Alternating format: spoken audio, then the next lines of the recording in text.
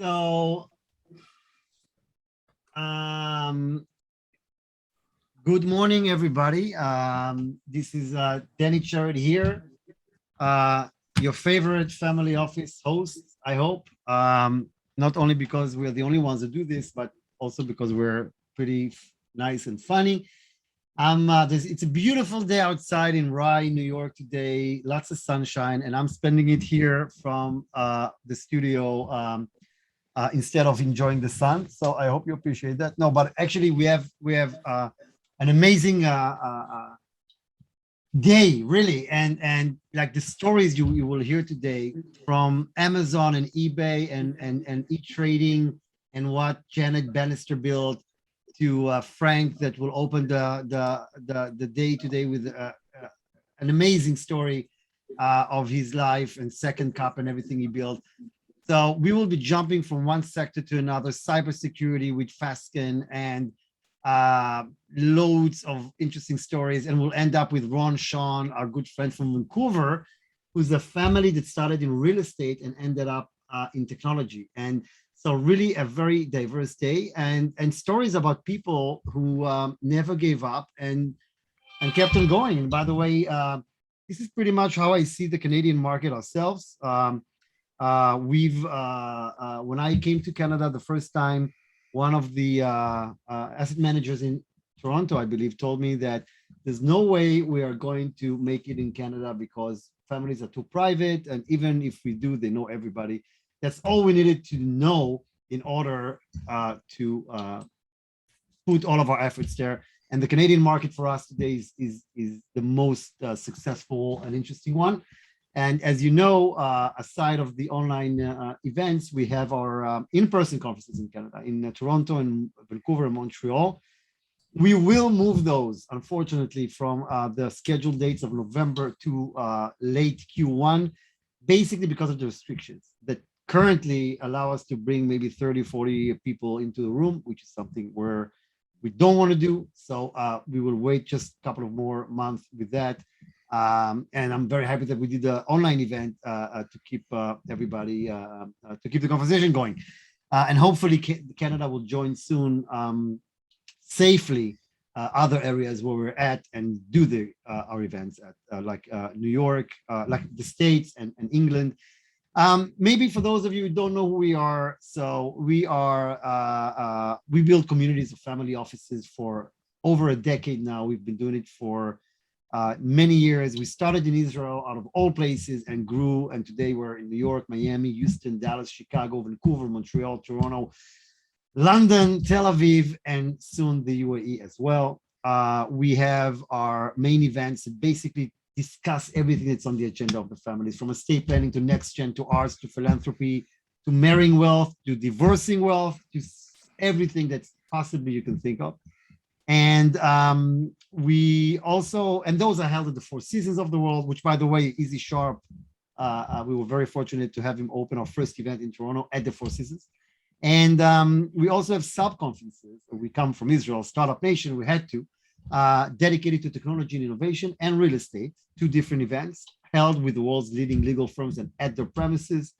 So in Canada, Fasken, Osler, Steichman; in the States, Sherman and Sterling, Herrick Feinstein, Clifford Chance, Reed Smith, and many others, and Baker McKenzie in London. And coming next is basically next week in New York, we're going to have the Rockefellers and Dell family. That's on the 27th, next week. Dottie Herman from Douglas Elliman, and the 3rd gen of Russell Indexes, and the right-hand woman of Rihanna, and a doctor from Israel that does anti-aging, a lot of stuff. Next month, November 22nd, Sherry Blair, the CEO of the 49ers in England at the Four Seasons, and November 30th, it's the fun part of the year, Art Basel. And we have amazing people there, including the son, the next gen of Robin Williams, and the mayor that opens the event every year. And I'm out of my 5 minutes now, which is when I have to open the conference now and invite our friend Frank Odea to join us. And Frank and I was fortunate to have him at another discussion we've had with True North, which is a great group that supports us. And he spoke with us there. And when I heard his story, I told him, Frank, you have to be a keynote at our events, which you will. So right now we're doing 20 minutes, but hopefully we'll meet him in person for a longer chat later on. And he's got an amazing story that is overwhelming, and not just jumping from one sector and reinventing himself in each sector, building Second Cup before Starbucks, which people don't know, and his life story, which is unbelievable. So, Frank, good morning. Good morning, Denny. How are you this morning? Good, good. Again, the sun is out there. I'm down here, but I'll be fine. I'll be fine. So good to see you. Orit, hi, we see you. So Frank, thank you so much for joining us.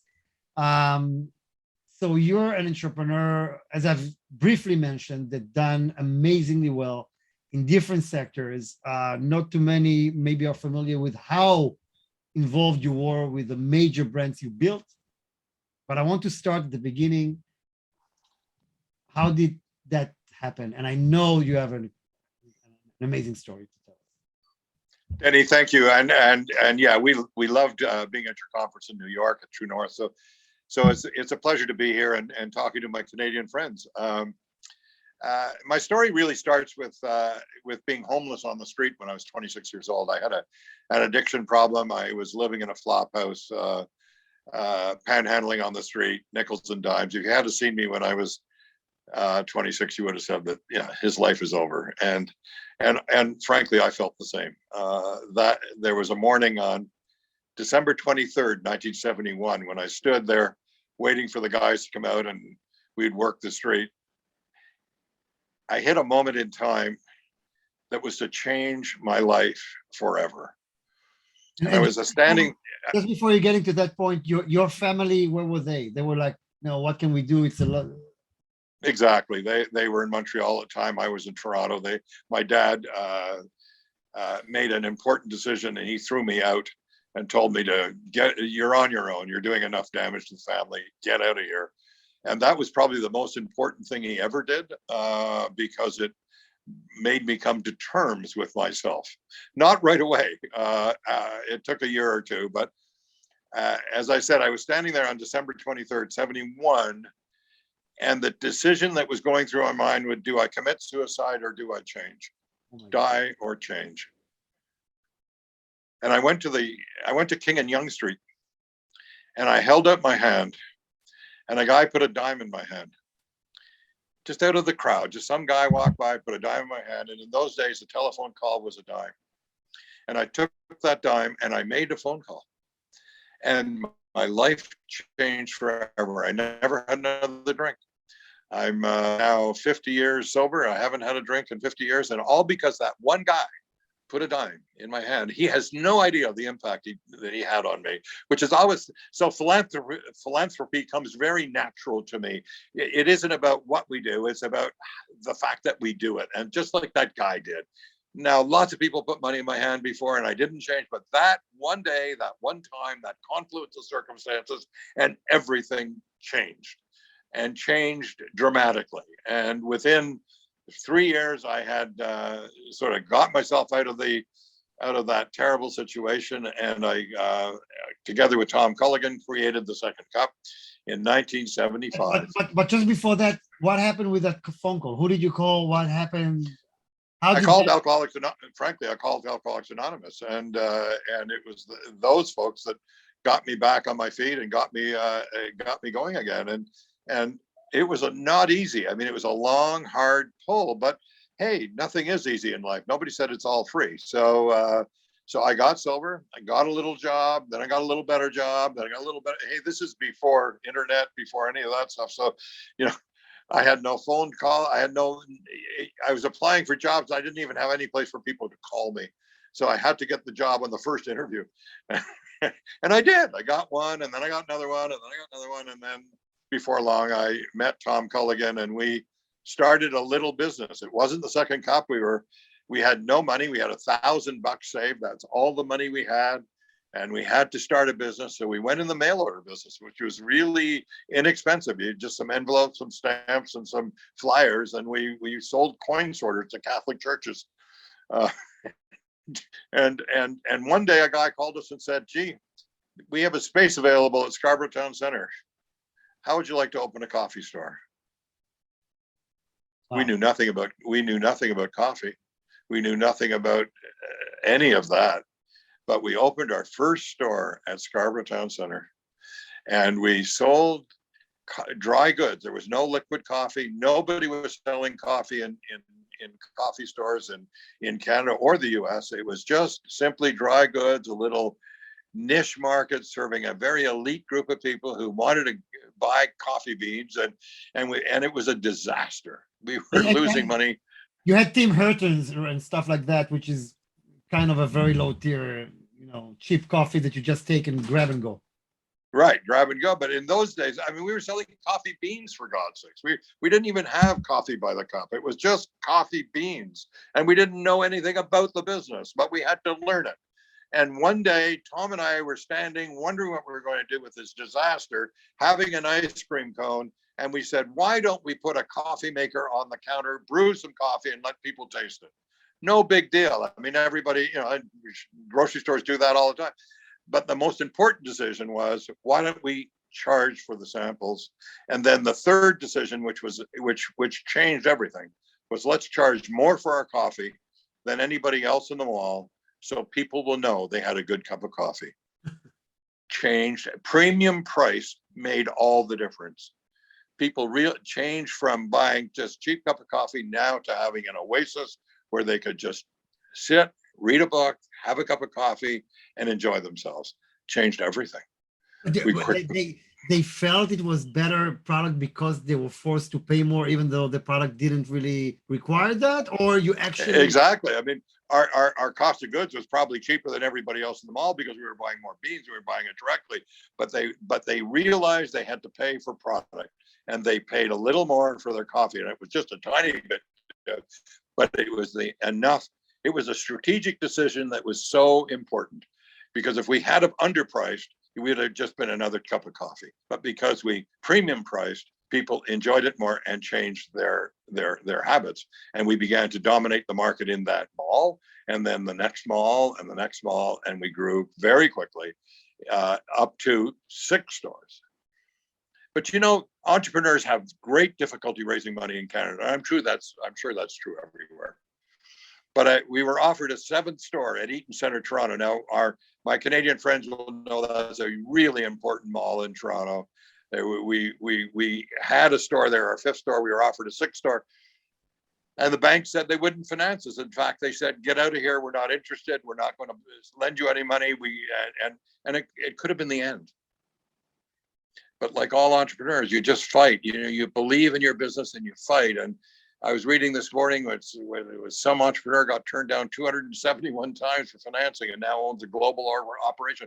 It's persistence that counts. And tell your story over and over, and somebody will pick it up and say, that's a good idea. And we told our story, and frankly, the Royal Bank of Canada, a guy named Bruce McKenzie, after he had talked to all kinds of bank managers, Bruce said, I believe in you. And that made a difference, because we grew to 80, 90, 100 stores almost overnight, because we had financing and we had backing and we had a bank. But somebody has to say they believe. And that's what we did. We told our story until we had somebody believe, and we grew our business. I sold that business in 1985 to my partner, Tom, who then subsequently sold it some years later. And then I went on to do a company called ProShred.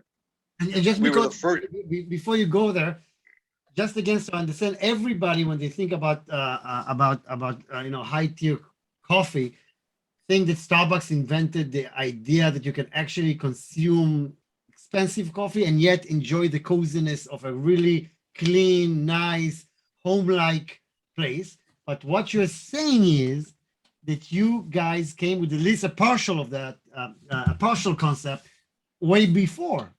9 years before Starbucks. 9 years before. Well, how do you explain the fact that you guys were there and then Starbucks coming from the US to Canada and take over the market? Well, at first they didn't, but they came to Canada. They first started in Vancouver. Strategic, it was really interesting. On 4 corners of an intersection, they put 2 stores, one across the street from each other. It was just dominate the market. the difference between Starbucks and Second Cup, there were a lot of differences, but the difference was that they were property financed. They were corporately owned stores, so they could put stores anywhere, and they could take the losses. We were a franchise operation; our franchisees couldn't take losses, so we had to be more strategic about locations. They could just open stores location. But the interesting thing, Denny, is in many locations where Starbucks put a store almost right beside Second Cup, both stores did well. It became a coffee central, if you will, and people went there for coffee.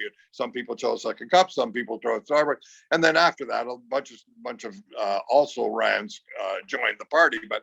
But Second Cup was the dominant player in Canada for 9 years before Starbucks ever arrived. And why didn't Second Cup make it outside of Canada? You guys had. I think it's a very good question. Canadians struggle with taking our concepts outside of Canada. I've seen lots of, and I'm sure a lot of your audience have seen the same. There have been some great successes, most recently Shopify and some others, but Canadians generally don't do well expanding outside of Canada, and for a couple of reasons. One, we don't have the proper financing oftentimes. I remember raising money for various projects. Raising money in Canada is difficult. Raising money in the US is much more simple, and not simple, but easier. I remember one time I was raising money for ARCs, which I needed 20 million bucks. We had a VC firm on our board. They offered the 20, but it was really, really expensive. And I happened to be invited to the Masters, went and walked the course with some friends, and by the end of the course raised $20 million at half the price, because Americans, at least in this particular case with this particular American, was much more interested in what they could make rather than what they might lose. And Canadians tend to be more conservative, and it's much more difficult. So I think there's that. I think that management in Canada doesn't really understand big markets. In the US, 300 million people, Canada is 30 million. We don't really understand the impact of that. So I think it's a big challenge for Canadians. I think we're sort of growing with, we're having some success. As I say, Shopify has been really successful in the US, and huge operation here in Ottawa. They're terrific, but they're the exception to the rule, not the rule. And so we struggle with that, I think, Danny. Got it. And then you moved to a completely different world from, right? That was the next. Yeah. We went to, we were the first guys to put a shredder on a truck, big shredder and that's become a global business now. We sold our interest some years later to Iron Mountain, who have taken it internationally. We grew it from a small Canadian operation. We grew it in the States. We expanded to France and to England, and then we sold the whole thing. So that was a terrific venture. Did very nicely with that. And then went on to get into the sustainable building products business as first an investor and then president of ARCS Canada, and now have a very large operation in Brazil doing sustainable development in Brazil. So we've changed a bit, and then and philanthropy is really important to me as well, and so I was able, with some others, to create Canadian Foundation for AIDS Research, Canadian Landmine Foundation, Street Kids International, a bunch of others that are still exist. And because I think back to my earlier story, somebody putting a dime in my hand was important then, and it is important now to be able to try and do something back. And more recently, we began to focus on ESG investing. So yes, I've had a broad interest in various things, Denny. And I know, correct me if I'm wrong, because I'm neither Canadian or American, so I get the facts wrong most of the time. But no, I'm kidding. The problem of suicides in Canada is, as far as I remember, is pretty serious with young people and depression. And I remember that one of our VC guys was telling me, that there's a lot of need and there's not enough money, and the government doesn't deal with it, even though they try as they should. And he told me himself, listen, he's a very successful VC guy, divorced, and he tells me, listen, my kids, I don't know where they are. They're somewhere in the streets. I might get a phone call every day that one of them is gone. Drug addicts, I don't know what, and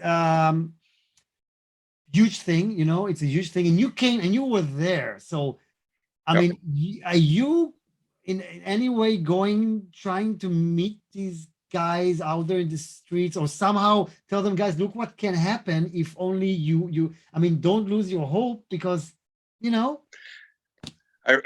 Denny, it's a good question, and I don't have an answer. I wish I did, but here's an example. I was giving a speech one day to a group of folks, and it was at the Four Seasons, in Toronto, and it was a beautiful event and tons of money and everything was there. And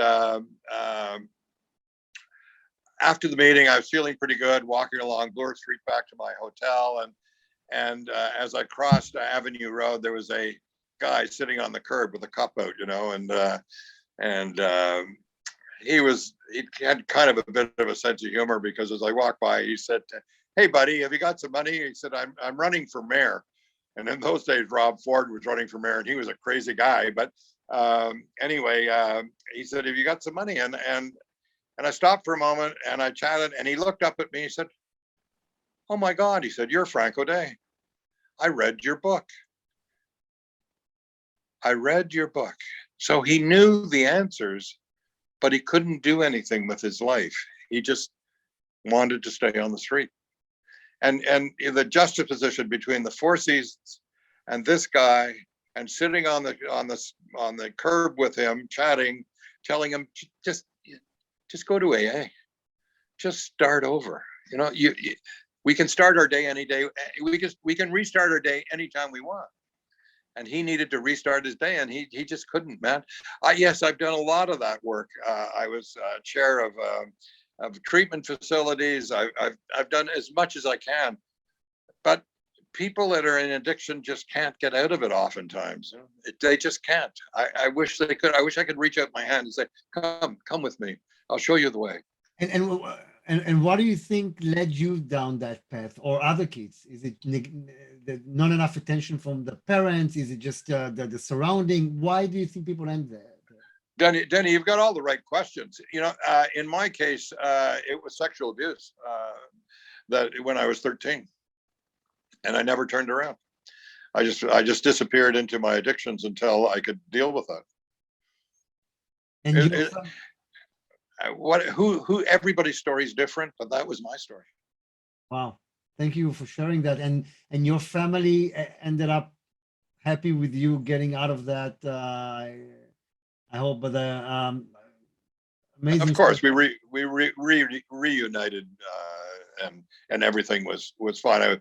My father passed away some years later. He was very proud of the second cup, and although he would never say that to me, I heard from his friends.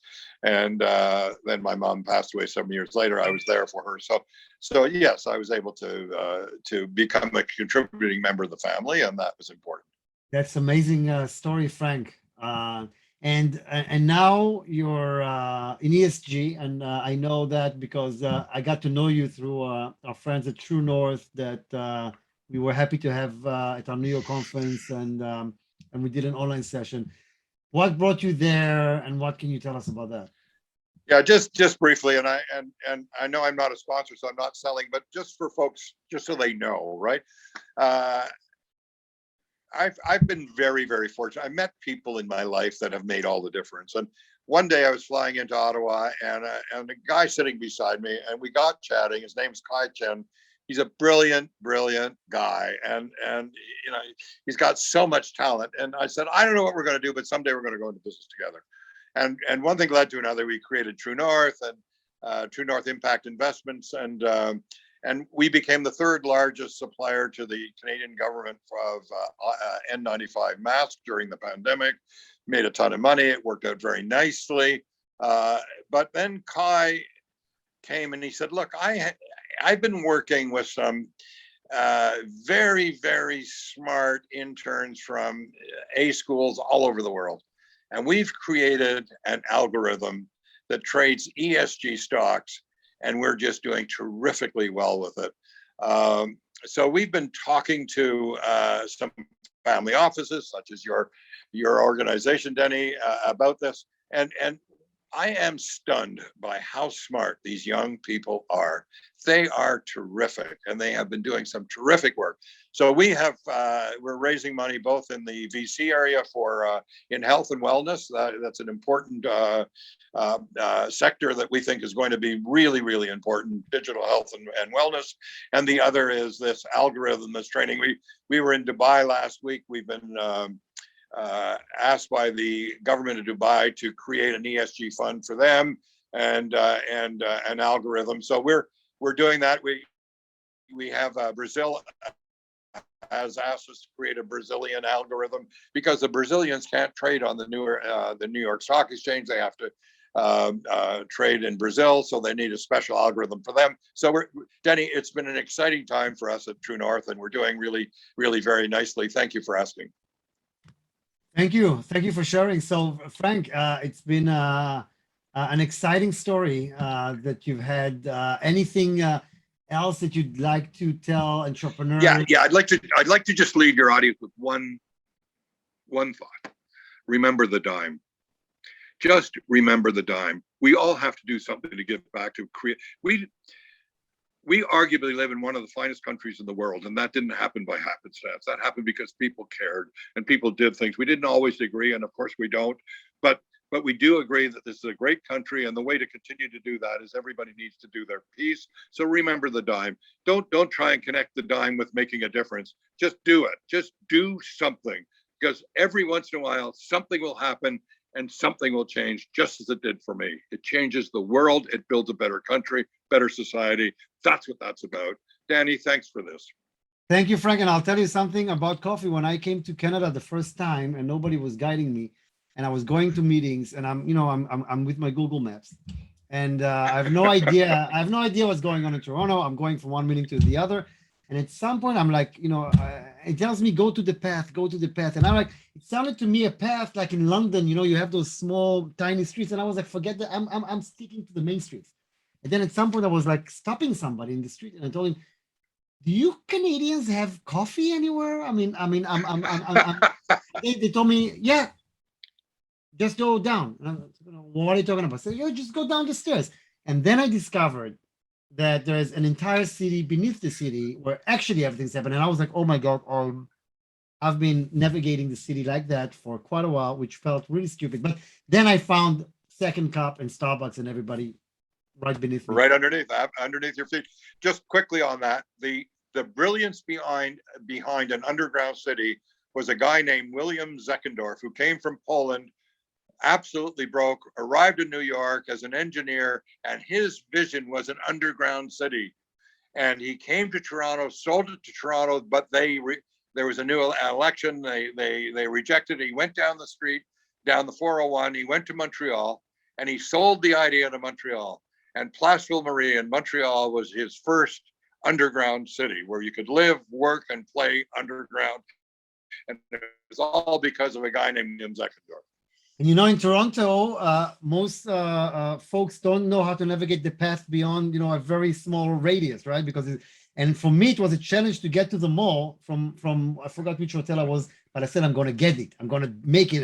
And I made it once. The rest of the times I got lost for hours. I got lost for hours there, and everything looked the same. But Frank, it's been a pleasure. I'm looking forward to seeing you in person at our Canadian conferences soon. Yeah, I'd love to spend a little more time. I feel like I had to compress everything today, but all good. And thank you very much, sir. And good luck with your conference today. And of course, I know you bring great value to all of your audience. So it's been a pleasure being with you. Thank you, Frank. I appreciate that. And my next guest, Peter Nicholson, is a good friend. He's a Tiger member. That's how we know each other initially.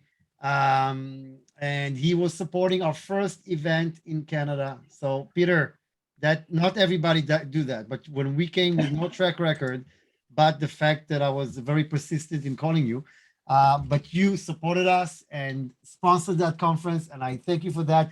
And you've done amazingly well in your space that you're going to be talking about today. So I will not take much of your time when you're going to talk about how to reduce taxes and give more using charity flow through shares. So take it from here, Peter. Good to see you. Thank you. Thank you, Denny. Yeah, thank you very much for that kind introduction. And my assistant, Jay Preet, will be sharing the screen, hopefully. And while she sets that up for my PowerPoint, I'll just give myself a bit of an introduction. Frank O'Day, just before I start, Frank and I did some business in 97, 98. So that's about 25 years ago, 24 years ago. And he looks and talks exactly the same. Very, very passionate person. Jay, do you have that PowerPoint? Up till now, she couldn't. Now she can share a screen. Sorry about that. Okay. Do you want to put up the, I'll wait for it to show up. And while she's doing that, I'll just mention, Peter Nicholson, been in business since 1987. Started off in the insurance investment business, got in 1995. I started in the tax reduction business. He and Blakey got me into that. And then in 2006, I got into the charity flow business. Stephen Harper changed some tax law that's finished the job that Paul Martin started. And I immediately knew that if you donated public stock and not have to pay a capital gain, which is the change in the tax law, that flow-throughs were all capital gain, and therefore these resource flow-through shares would be a perfect public share to donate. And we've been doing it ever since. We've had 9 advanced tax rulings. We've done 5,000 personal tax returns with no issues with CRA. For those that don't understand flow-throughs, mining flow-throughs is what we do specifically. We could do oil and gas, but a lot of people don't like hydrocarbons, Denny. So we've been focused on mining. You know what? What's the name? Just tell me what's the name. I'll try to locate her. Maybe she's not a panelist, and that's why she cannot do this. She was there. Jay Preet Carr. Jay Preet is JAIPREET. She was in the. Sorry, I just sent her a Zoom link. She needs to get it. Oh, I see her. She was one of the participants. Yeah. I will make her into a panelist. Now she can do everything she needs to. I think she was okay. Attendee. Sorry about that. Look, it's that's fine. This is amazing technology. I mean, my heavens, where would we be without this? Could you imagine what we went through with COVID? Yeah. If COVID had hit in 1990, it would have been devastating. Tons more bankruptcies. Anyways, this is first slide about where I am, just introducing myself with liquidity providers. So we got into this business in 2006, been doing it ever since. And what I'll do is, first of all, I'm going to show you the benefit. Some on the phone might not understand flow throughs. So I'm going to go through that. But Jay, put the first slide up for the tax return. Almost everybody sees a benefit here. A picture's worth 1,000 words. I've only got 20 minutes to take a fairly complicated tax structure, make it easy. And my goal is to excite you enough to contact me and want to learn more, either about charity donations or reducing your tax, which is the second option. And the third option is being a liquidity provider. Basically, with our structure, you've got 3 components. Think of it as a 3-legged stool. We've got flow-through shares that have been in the tax code since 1954. We've got a charitable donation that's been in since 1917. And we get rid of the stock market risk, which is a real problem with flow-throughs because they're junior mining companies. They're very volatile, and we sell that to what we call liquidity provider. What I want you to take away from this slide is we've used $1 million of taxable income. Now, of course, if your income's $250,000, it would be a quarter of this number. But after your accountant's done all your deductions possible, you've still got $1 million of income. In 2021, you'll pay roughly about $497 in different provinces across Canada. We want you and your accountants to consider, and your family office, to consider the right hand, the charitable tax return. It's virtually identical, $489,000 of cost, and they actually become identical in the second year. You'll hear me talk about these income inclusions of investment tax credits, but you get $100,000. That's at gold to charities of your choice. 130 is the cost of the flow-through shares. That helps the second tax policy, creates jobs. And of course, Revenue Canada gets their slice. This is up to alternate minimum tax. Think of that as the maximum threshold, kind of like an RSP, which is about $27,000 that the government allows you to do. That's the max. Who wouldn't want to file that right tax return. You have to file one of these two returns. It's the law.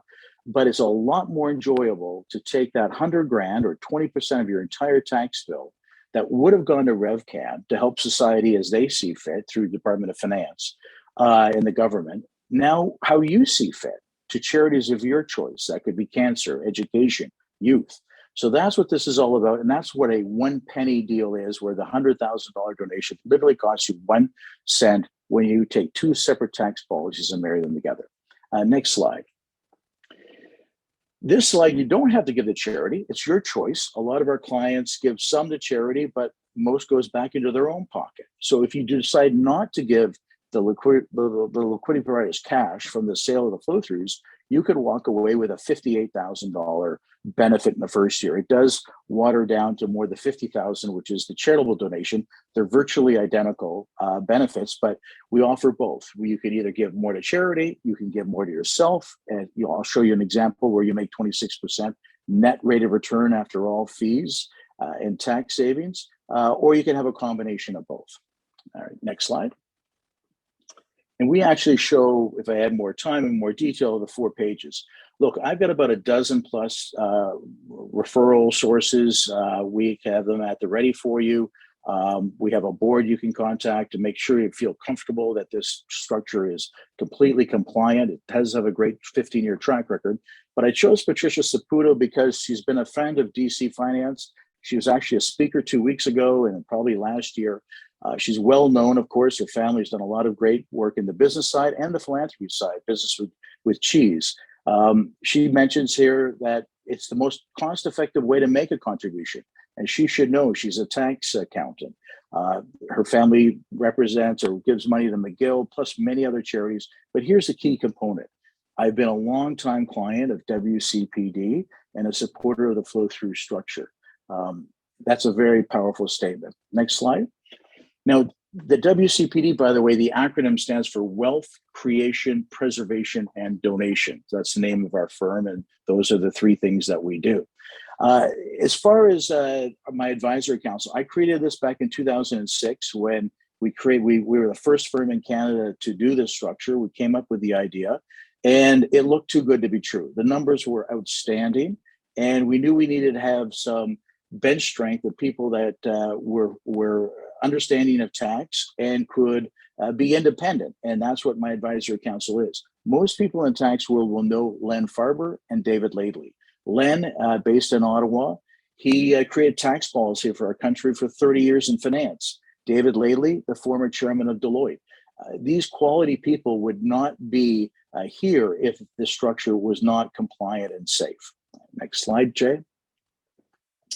All I did back in 2006 was take 2 separate tax policies and marry them together. One, as I stated, is the charitable credit. There was no tax, there was no income tax prior to 1917 to pay for World War I. And the other is the flow-through shares in 1954, 3 years older than RSPs. This is probably a good time for me to take a couple of minutes and explain what a flow-through share is, because there might be a few people on the call that have heard about them but don't really know what they are. What they are is a way for the government to promote more exploration in our great north with mining and oil and gas. But as I stated, we focus more on mining. There's also an additional 15% federal tax credit that you receive with minerals versus oil and gas. So exploration is very risky. 1 out of 10 times when you're drilling, you'll find something of significance. 1 out of 100, you'll find something very significant and very exciting. And 1 out of 1,000, you have a multi-billion-dollar tax payable mine hiring literally tens of thousands and thousands of Canadians. So that's why the government wants more exploration. They will at least have the potential of getting great tax revenue if there's a success. And even if there's a failure, which happens 99% of the time, nothing to create a mine, there is job growth. So what the government has stated, like an RSP, if you put in $100,000 and buy shares in a junior mining company, and these are special shares called flow-through shares that will turn into common shares, but they're attached with 100% tax deductibility and 15% federal credit, which is as good as a 30% deduction. So there's a significant savings where half of your money is at risk and the government's shouldering the other half. The adjusted cost base is also zero. So that's a flow through share. And in essence, let's say we're doing a drilling program of $5 million. These junior mining companies usually don't have any revenue. So they have a $5 million business loss that they can't use on their balance sheet. But because of the flow through shares, they're able to flow through, and thus the name, those $5 million of business deductions to taxable corporations and people like myself and my clients. Next slide. So all I'm doing is taking two of these policies and marrying them together. Now, a little bit of education on charitable donation costs. Too many people are doing number one. They're still writing $100,000 million checks. Meanwhile, they have point number two available, which is public stock. Since Stephen Harper finished the job that Paul Martin started, Paul made half a capital gain in 97. Stephen did it no capital gain in 2006. You really should be looking at what stock is doubled or higher. If you had a stock that doubled, it's 37 cents, not 50 cents to give $1 to charity, because you save that capital gains tax. If you were a founder, Shopify, Canopy Growth, Ted Rogers, you're at 23 cents of public shares donated. A lot of our clients are public shareholders, and they should be using those shares. The third point, though, is what you're going to see from my math is our charity flows. It costs 1 penny to 19 pennies. So a $100,000 donation could cost a penny to $1,900 to give 100,000. It's that good.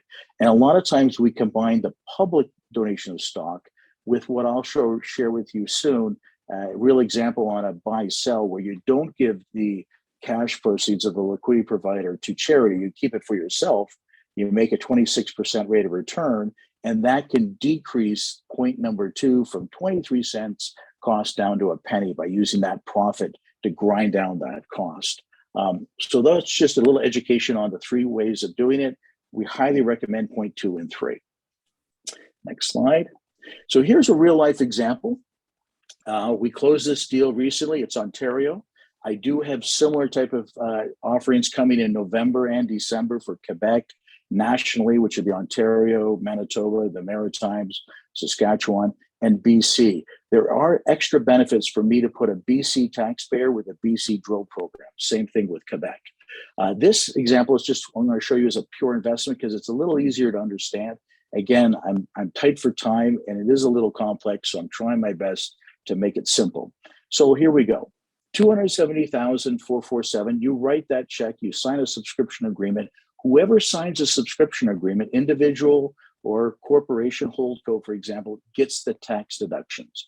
You do not have to keep those shares. You can sell them to a liquidity provider immediately, and we get you to sign another document. These liquidity providers are accredited investors. It's an off-book transaction.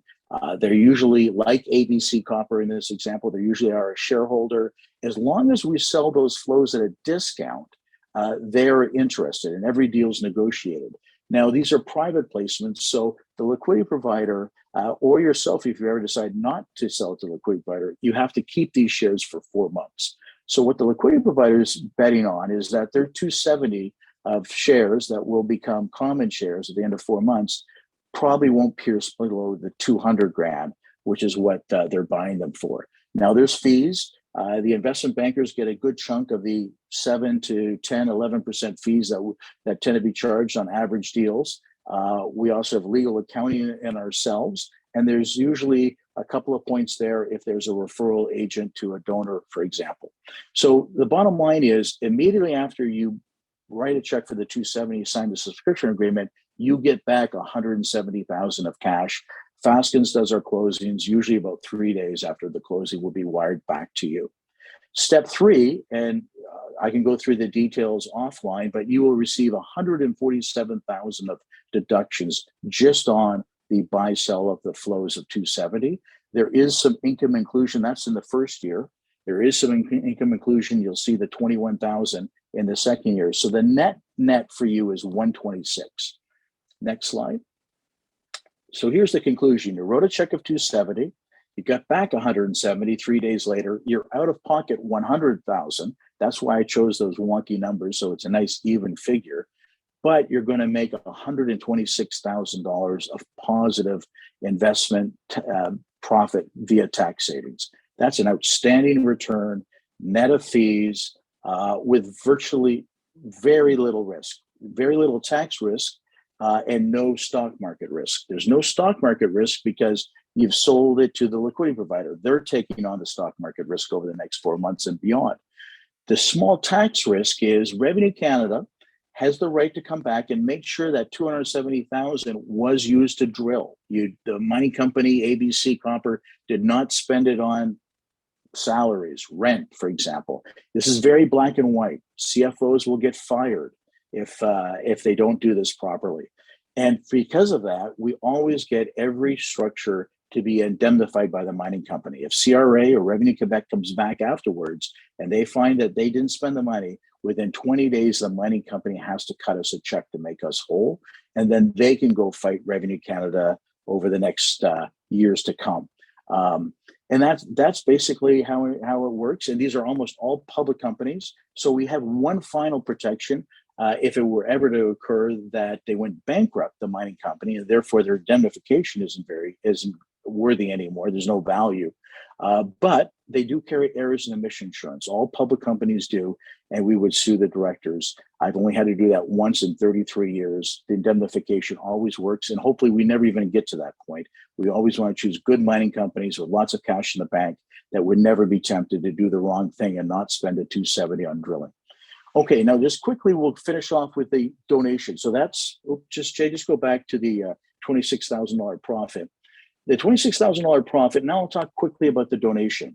The donation, in the interest of saving time, let's say you, of the $170,000 of cash you get back, take $52,000 of that and give that to charities of your choice. You will get another tax receipt on the $52,000. That would save you $26,000 of tax. You've got a $26,000 profit, though, from the buy-sell you see on your screen.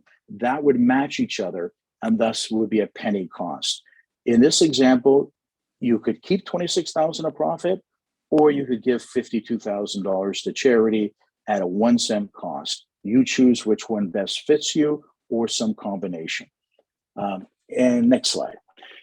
So remember I talked about a three-legged stool, that this structure, we need the mining companies. I always have lots of mining companies. We haven't been short on those yet. Donors, we were short on them from 206 to 209, 210. Since then, it's been well known that this is the best way to give large amounts of money, very safe way to charity, a very safe way to make rates of return for yourself. But what is consistently a bottleneck for me has been the lack of liquidity providers. They're the ones taking the risk from us. And the liquidity providers are, Eric Sprott is one of my favorites. He knows the mining business very well. AGF Resource Mutual Funds. They're in the business. Most of my donors, investors aren't. Now, we have access to a liquidity provider fund. There's about 20 funds that I deal with, and they become more and more interested in being liquidity providers just recently with COVID. From 2011 to 2019, 2020 into COVID, the mining business was a terrible place to invest money. They were all losing. It was a really down, terrible bear market. Now, after COVID, though, or with COVID, the hedge funds and high net worth people, they want a little more gold exposure.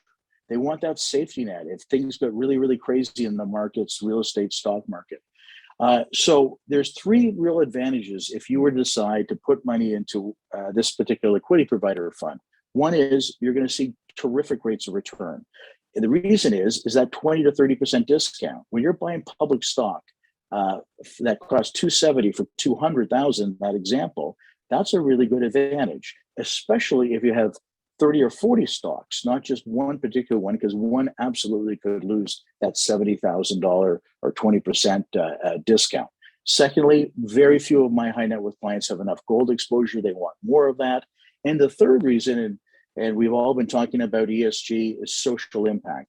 Every dollar you put as a liquidity provider to help this structure, you can also take $1 off the donor waiting list. You're also tax-wise allowed to do both. You could be a front-end person with a donor investor, as well as an investor in the liquidity provider fund. The final point is the bonus. Anyone that is part of this liquidity provider fund gets special treatment in our firm that gets first of line priority to get that 26% rate of return or that 1 penny to 19 penny donation. Last slide. So this is an example. This is they're audited by KPMG. It's a mutual fund trust, the particular liquidity provider fund that we have access to. It's one of, I said, about 20. But look at the returns. Over this almost 8-year return since December 2013, it's done 103%. That's simple. Compound is 9%. It's doubled what's in the TSX and really cleaned up what's in the venture index at -4. Almost equally in the S&P 500. What's also interesting is on its 7th anniversary last December, it was slightly ahead of the S&P 500. The precious metals haven't done as well, and this year. So great rate of return. And to wrap up, simply put, when you buy public stock at that kind of discount, you can win the race. Just like if I had a 30-meter head start on Bruni Surin or Andre Degassi, great sprinters, I could probably beat them in a 50-meter dash if you give me a 30-meter head start.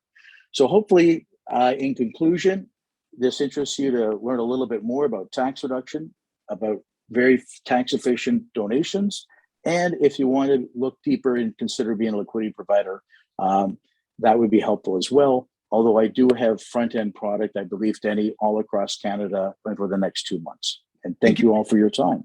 Thank you so much. I'm running to our next presentation just to keep the timeline. Thank you, Peter. I understand. Elie Nour, we will be talking about building an all-weather portfolio. So let's talk financials a little bit now. And the stage is yours. Thank you for being with us here. He's the CEO of Nour Private Wealth. Hello, Danny. Good morning. Good to see you again. Again, good to see you as well.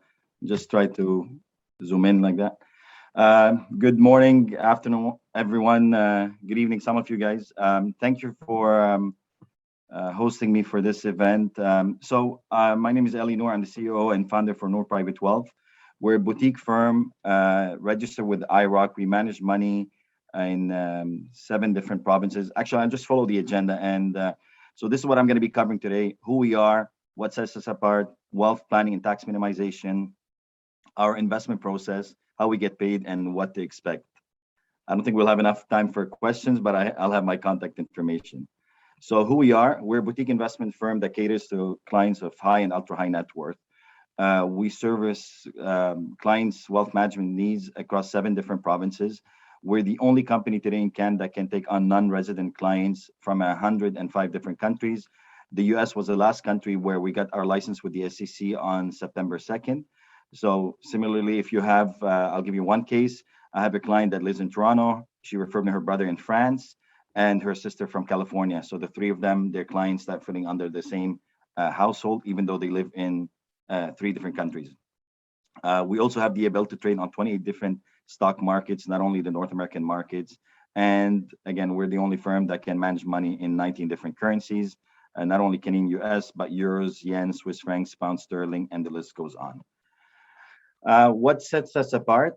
Objectivity, resources, and approach. There are many differences. I will summarize these 3 main points. One, we're completely independent. We're not owned by a big bank or an insurance company. We're a boutique firm, privately held.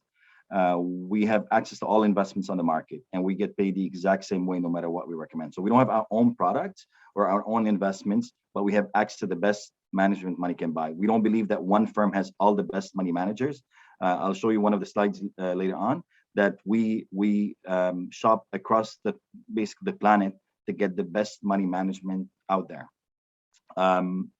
And we get paid the exact same way no matter what we recommend. So we have no incentive in pushing in-house investments or products more than others. And this gives us the objectivity when it comes to the investment advice that we give to our clients. Now, resources, as we all move from one cycle in life to another, probably today your financial needs are a bit different than they used to be 10 years ago, and 10 years from now they will be a bit different. So we work with a team of specialists from financial planners, insurance specialists, accountants, tax lawyers. I'm sure we all have our own accountants. We will be working with your accountant. If we're looking for a second opinion, we can bring some of the experts to the table at no extra cost to you. But it's important for you to know is that you'll always have a team of specialists that's there to cover every aspect of your finance situation. And the approach, that's when it comes to investment and the way we manage money. Our clients have made their money. They're not in business of speculating. We don't do any penny stocks, any day trading, or anything speculative in nature. Our main mandate is to protect what they have, make sure they get the highest returns, but at acceptable levels of risk, and put the efforts at minimizing the taxes that they pay, and have a proper plan in place that's geared towards their financial goals that they can follow. That's in a nutshell who we are. Now, why wealth planning is extremely important. It provides direction. It gets us to understand who you are, what are you aiming at. It's important to have always the horse ahead of the cart. It helps us make sure that we're in line to achieve your goals, and takes the holistic view of your lifestyle needs and priorities, and helps us project and work on avoiding any mistakes or any issues that we see might arise based on the life cycle that you're in. As I always say, you're never too old, too young, or too wealthy to engage in wealth planning. Taxes. That's always something part of the topic. If there are any accountants here, or you guys have heard from your accountants, there's been some speculation for years now, and it's more been discussed recently that capital gain taxes might be going up. In my book, every penny counts. So we focus a lot from our wealth planning on tax minimization, whether it comes from strategic asset allocation, how we shuffle the portfolios, where we want the growth versus the safety, or from the safety, how we shelter the distributions from the investments. We use structures like private pool and corporate class that are set up. So these are not structures that we're putting in place for you. They're existing corporations that we invest in with a proven track record. Like, it's always important to know that a tax structure doesn't, change a bad investment to a good one. So our mandate is still, we want the performance net of any fees to be above the underlying benchmark. There are different ways of taking your money out in the most tax efficient way. So if you have $1, that you have to pay in taxes today versus deferring that dollar, in most cases, I'm going to say, if not all, I'd rather always defer that dollar as long as possible. Two main reasons. One, as you can see today, money's losing value. Money always lose value over time. So that dollar that you owe today in tax is worth a lot less 10 or 20 years from now. And two, you end up keeping that dollar in your pocket, and you're generating any return, 5, 6, 7, 10%. Money also compounds over time. Different strategies that could be implemented, from setting up holding companies, family trusts, estate freezes. Now, even if you have these structures in place, it's always important to review these setups and reset the 21 years in family trust. So there's strategies that could be implemented. The best time needs to be done usually like in a year like last year, March, April, where you reset the 21 years, take smaller gains, reset it for another 21 years. And setting up foundations and charities depends what your goals are, if you want to leave some money to the estate. So there are different ways that we can set it up. So the big question is how to build an all-weather portfolio. Everybody has a different opinion. If you want to be optimistic about anything, today's market, you can be as optimistic as you want. If you want to be pessimistic, also you'll find tons of information about what to be pessimistic about. The reality is, it doesn't matter when you have a well-diversified all-weather portfolio. So diversification is the most important thing. Most of the returns over time comes from asset allocation, and a lot less on stock selection. So it's important to have a portfolio that's very well diversified. How to properly, a portfolio that's very well diversified will also allow to reduce the volatility over time. We're in an environment today where interest rates are record low, and interest rates can only go up. Inflation is a cause of concern. Every person that talks on the news or in Bloomberg, Global Mail, they are talking today about inflation. It's a concern. Now, there are tons of things that you can be concerned about, but when it comes to fixed income, investment grade, high quality portfolios today, where they offer the safety, over time today, in buying power, we're going to make 2.5%. Inflation is about 4%. In some places, about 5%. So it's important to look for alternative investments. So private debt is an alternative to fixed income. Real assets as well. They're important for inflation protection and income generation. FX exchange as a bond and equity enhancer. and alternative credit as a replacement for traditional bond portfolio. So we have a lot of great mandates that we outsource from different places.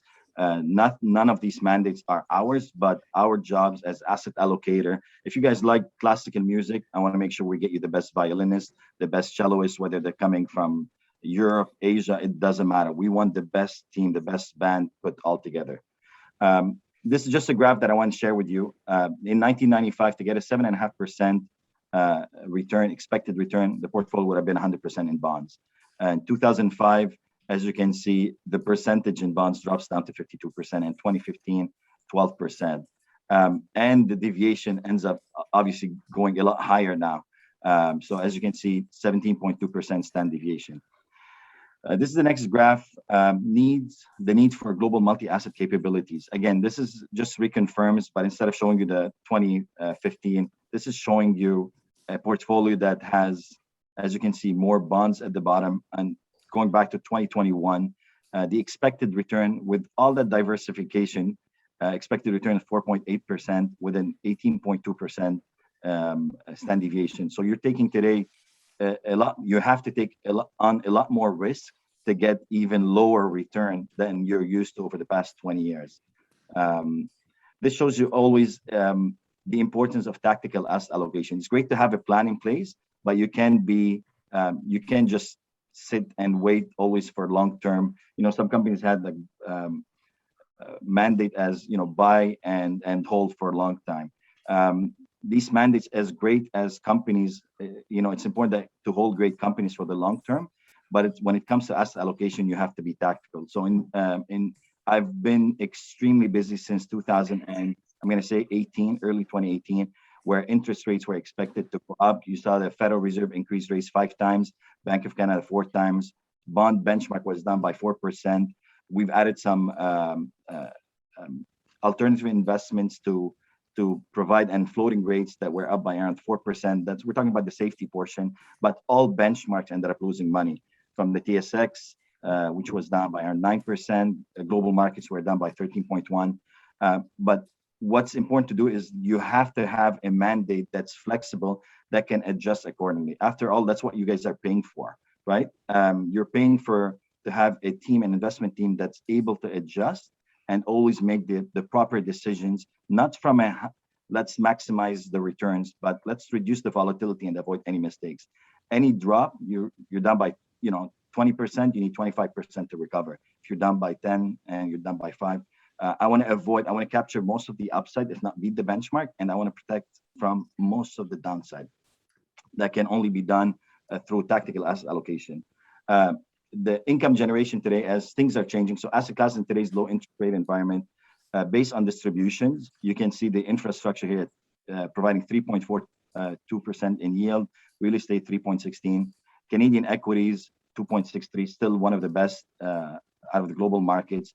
But this is in general as the TSX. You can still find some good companies, whether utilities or financials or insurance companies or even pipelines that are paying more than that.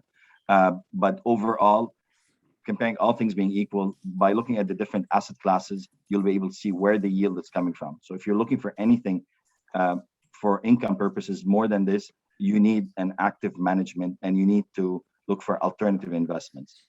CPP. CPP's portfolio should be a great example as to how they've been managing money. It doesn't only fall to the CPP, but any pension plan, endowment funds, institutional assets. The pie is not as simple as it used to be. When I joined the industry, you would have been able to diversify portfolio or get 95% diversification by having North American fixed income, mainly Canada, and North American equities between Canada and US, and you get more than 95% diversification coverage. Today, that pie, the global markets, there's just one playground. So as you can see, CPP, how they've split their portfolio. I'm going to show you few other slides. So as you can see, 1999, government bonds 100%, all in Canada. That's for the CPP. 2006, real assets 4.7%. Fixed income split now dropped from call it 100% down to 32.3%, and equity 63%. While the exposure Canada 64%, global 36%. And today you can see back in 2020, fixed income 23%, equities 52.9%, and real estate 20 or real assets, sorry, 23.8%, and only a smaller portion in Canada. So why invest like everyone else when you can invest like the CPP, FTQ, Ontario Teachers Pension Plan, University of Toronto, McGill, Harvard, and other endowment funds, if not better? As of June 30th, Harvard's endowment has an allocation of 36.4% hedge funds, 23% private equity, 18.9% to public equity, 5.6% to fixed income, 2.6% to natural resources, and 1.3% to other real assets. Your portfolio today should be allocated in a very similar manner. It shouldn't be just concentrating equities, Canadian, US, common shares, preferred equities, and some fixed income. You need to have a proper diversification, and you want to make sure that the people that are managing your assets are looking for the best asset classes to, one, most important, protect your capital, and two, magnify the returns. Going back to what I've discussed earlier, the pie for us was quite simple. 15, 20 years ago. The complexity of the pie keeps on adjusting. That's why you see advisors have to do a lot more today to manage risk, to diversify the portfolio and maintain the returns that are in line with your expectations. Okay, alternative investments, high yield income, and core risk. This goes back to the same thing that I'm talking about. We can't get the returns anymore from regular bonds, neither public bonds that are investment grade or high yield. Today, if you invest in high yield, you're taking a lot more risk, and you're not being compensated for that return. Last year was a good entry point. We've made some money on it, but now it's important to look at your portfolio. Whatever you've done in the past, that's great. It's important to see where we stand today and how we're going to be making money over the next 12 to 18 months. I'm not going to take you further than 18 months because the longer the term, the more blurry things get. Real estate. We use different mandates in the alternative space. One of them is UBS. I'm sure most of you know who UBS is. One of the mandates is called UBS Global Merger Arbitrage. Their fund going back to 2005 has annualized return of 9.6%. The real estate fund has averaged 6.8% since 2012. Another mandate, Neuberger Berman Specialty Income Fund, has performed 27.7% since 2019. That has a shorter track record in Canada. Next Edge Private Debt, 6.8%, and since inception, 8.33% since 2015, and TEC Private Fund. Now, the reason why I want to show you this is what's important is to see not only what their long-term average has been phenomenal, as an alternative investment, which is uncorrelated to the equity and fixed income markets. Let's pay attention, please, to 2018, when bond markets and equity markets, they were all negative.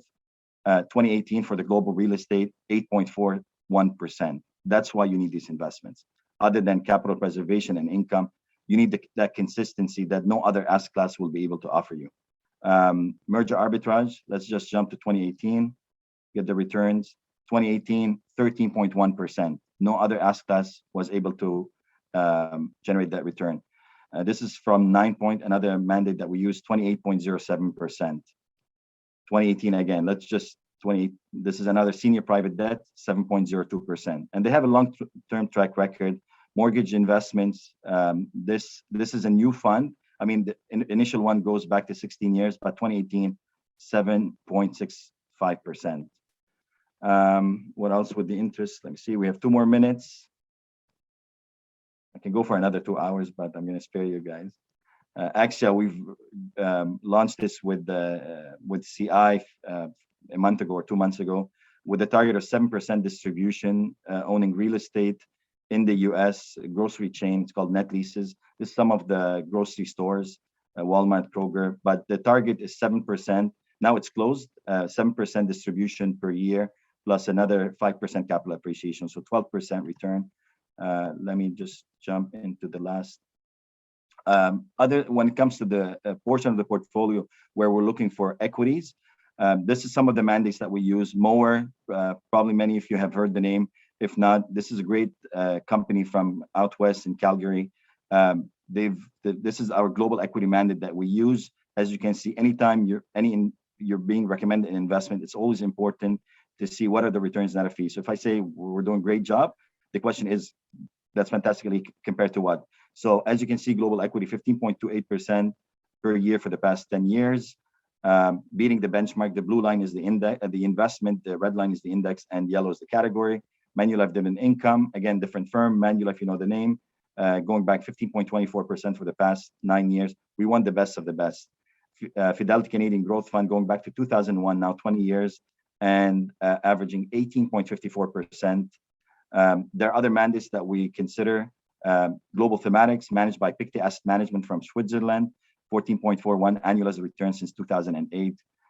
They invest in global themes that are changing the world as we know it today. Alternative growth, Monroe from Australia, 18.1 annualized since 2005. Special Situation Fidelity, 16.19. They're the best money management money can buy. Is not in one country, is not in one company. It's all over the world.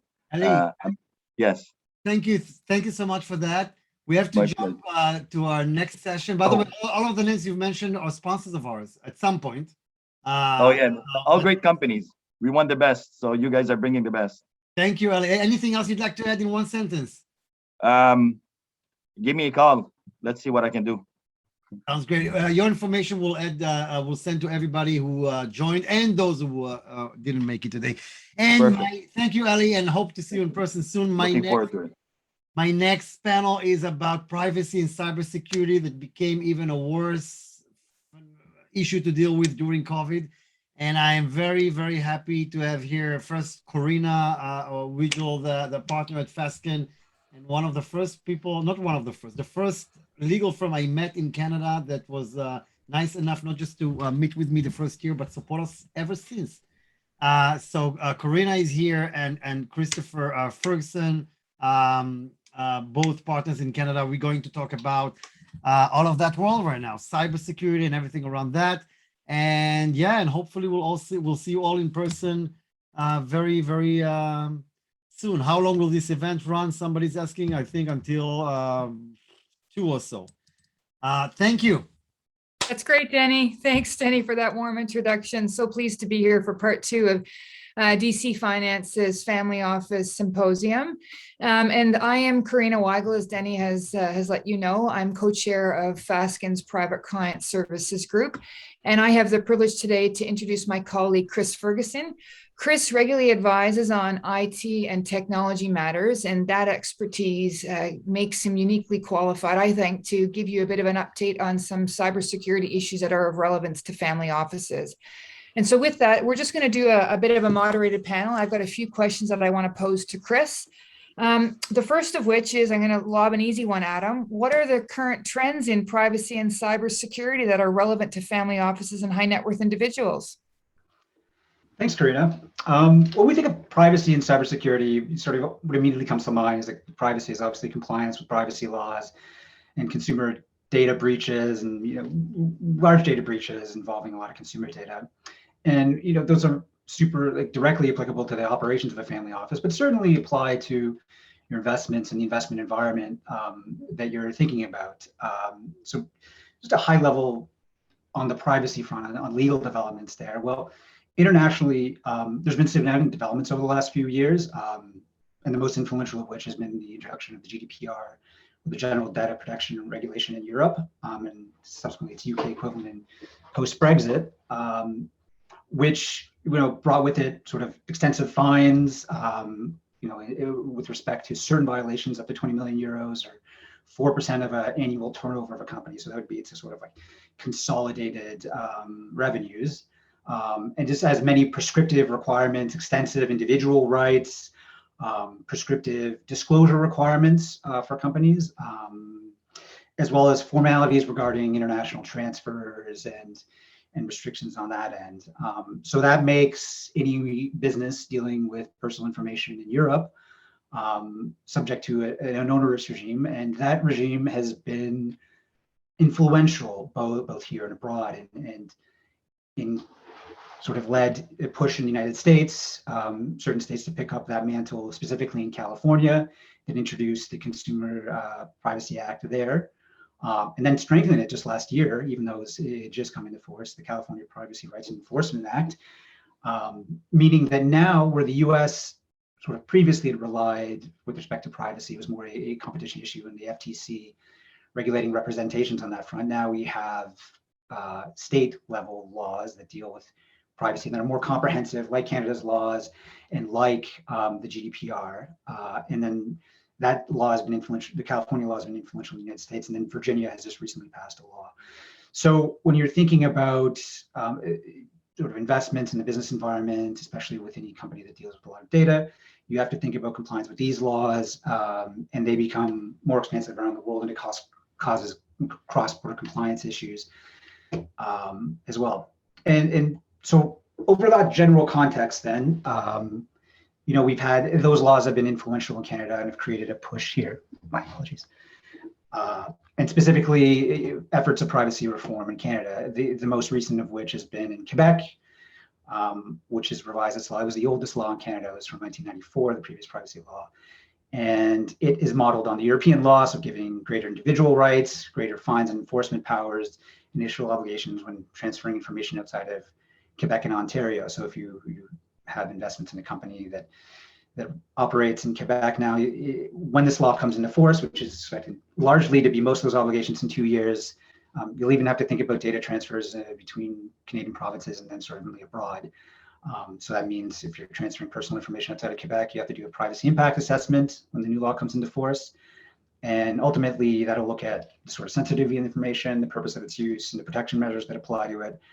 And then your overall focus is like, does the other jurisdiction provide adequate jurisdiction considering privacy best practices? And so that was a contentious issue there. So Quebec in 2 years, started from September 22nd, will have a new regime that will have enhanced enforcement rights and sort of complicate transfers outside of Quebec of personal information. The federal government in late 2020 also tried to revise the federal privacy law in Canada, which is called PIPEDA, with Bill C-11. They took an incremental approach, sort of addressing issues where PIPEDA was outdated, giving additional individual rights sort of modeled on the European approach. But it turned out that effort from the federal government was criticized by its own privacy commissioner. And it came to the point where it was just left to die in the order paper. So when the federal election was called, this bill just died on the order paper. And it's expected now that the federal government would introduce a more comprehensive reform just based on that criticism it received. And hopefully it does so, because it's important for the business environment in Canada, because if there's a strong federal law that there's buy-in provincially, it reduces the pressure on provinces to then pass their own laws, which then creates more compliance issues and more things to think about when operating in Canada. And indeed, Ontario released a white paper last year saying it intended to introduce a Ontario privacy law based partially on, well, the government here, the Conservative government here, took some opportunity to criticize a Liberal federal effort, and it was based partially on the weaknesses there. So all I have to say, regulation with respect to privacy is getting more stringent, which makes it here and abroad, taking into account obviously the ever-presence of our digital lives and the fact that so much of business activity now happens online.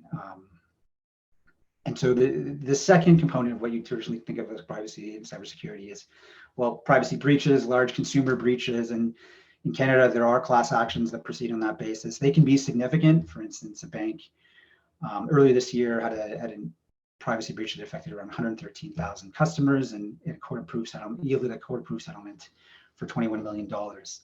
And one of the trends actually beyond just breach class actions is also privacy compliance class actions. So it would be a class action based on the notion that a company didn't adhere to its privacy law obligations.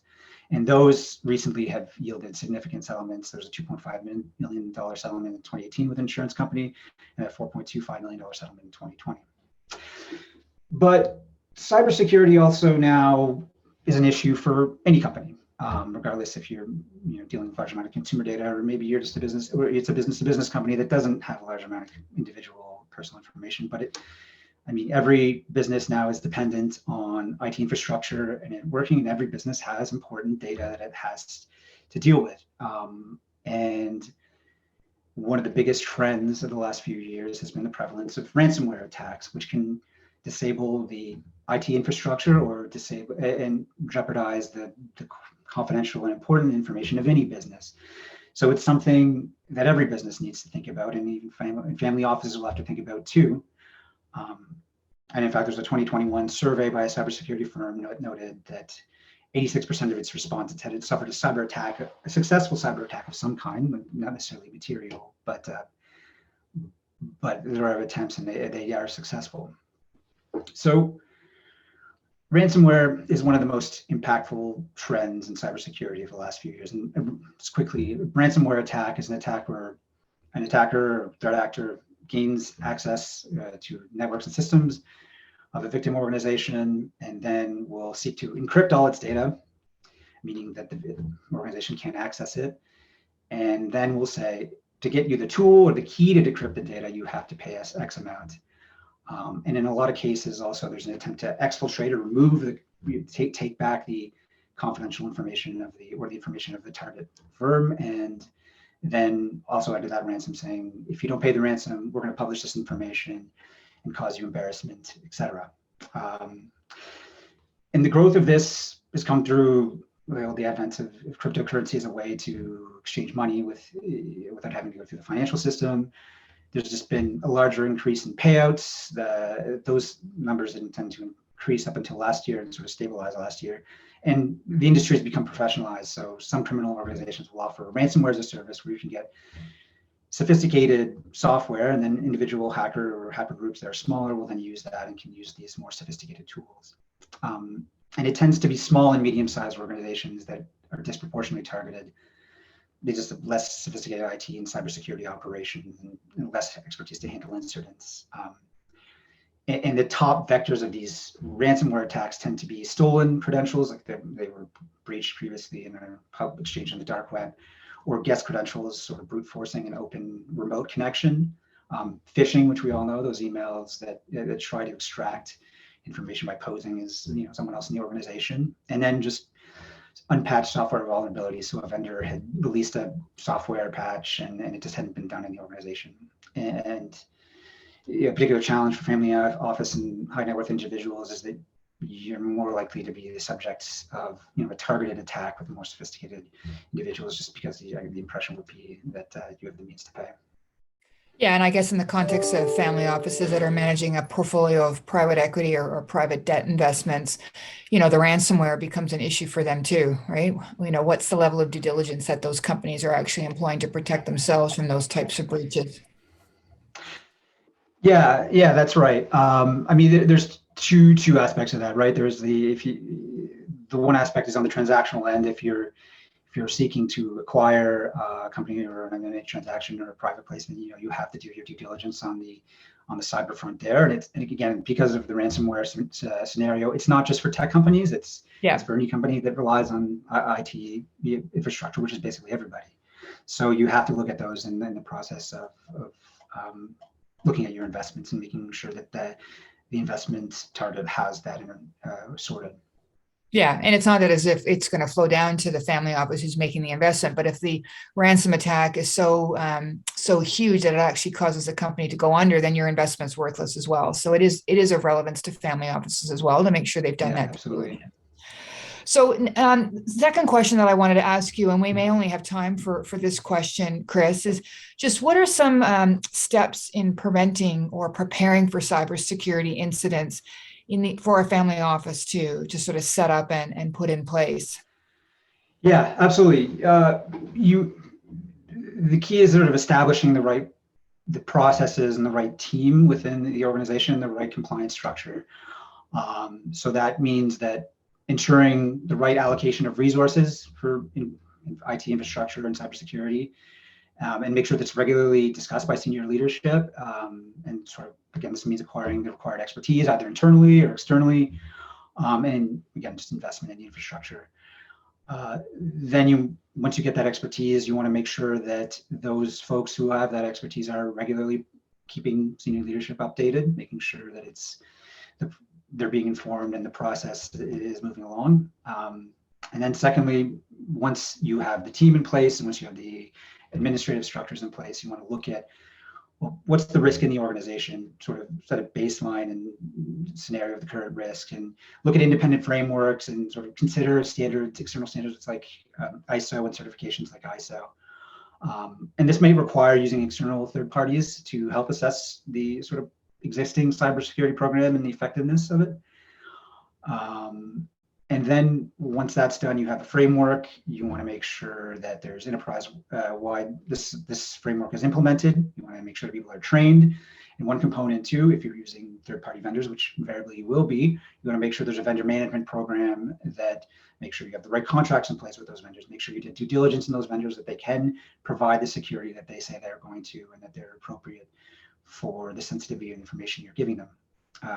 And so once this program is in place, once there's training in place, you want to measure it, make sure it's still working, regularly assess the risks in the environment, and make sure that the program still addresses that risk.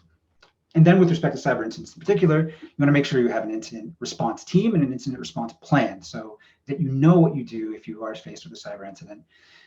They're high stress, timing is short, and the best way to navigate that is to be prepared already. And then the final point is you want to consider risk transfer. Do you want to invite, what's the appropriate cyber insurance you should get? And in the event of a cyber breach where you're then relying on cyber insurance companies are experienced in the field, they know what to do and can be helpful partners if you do suffer a breach.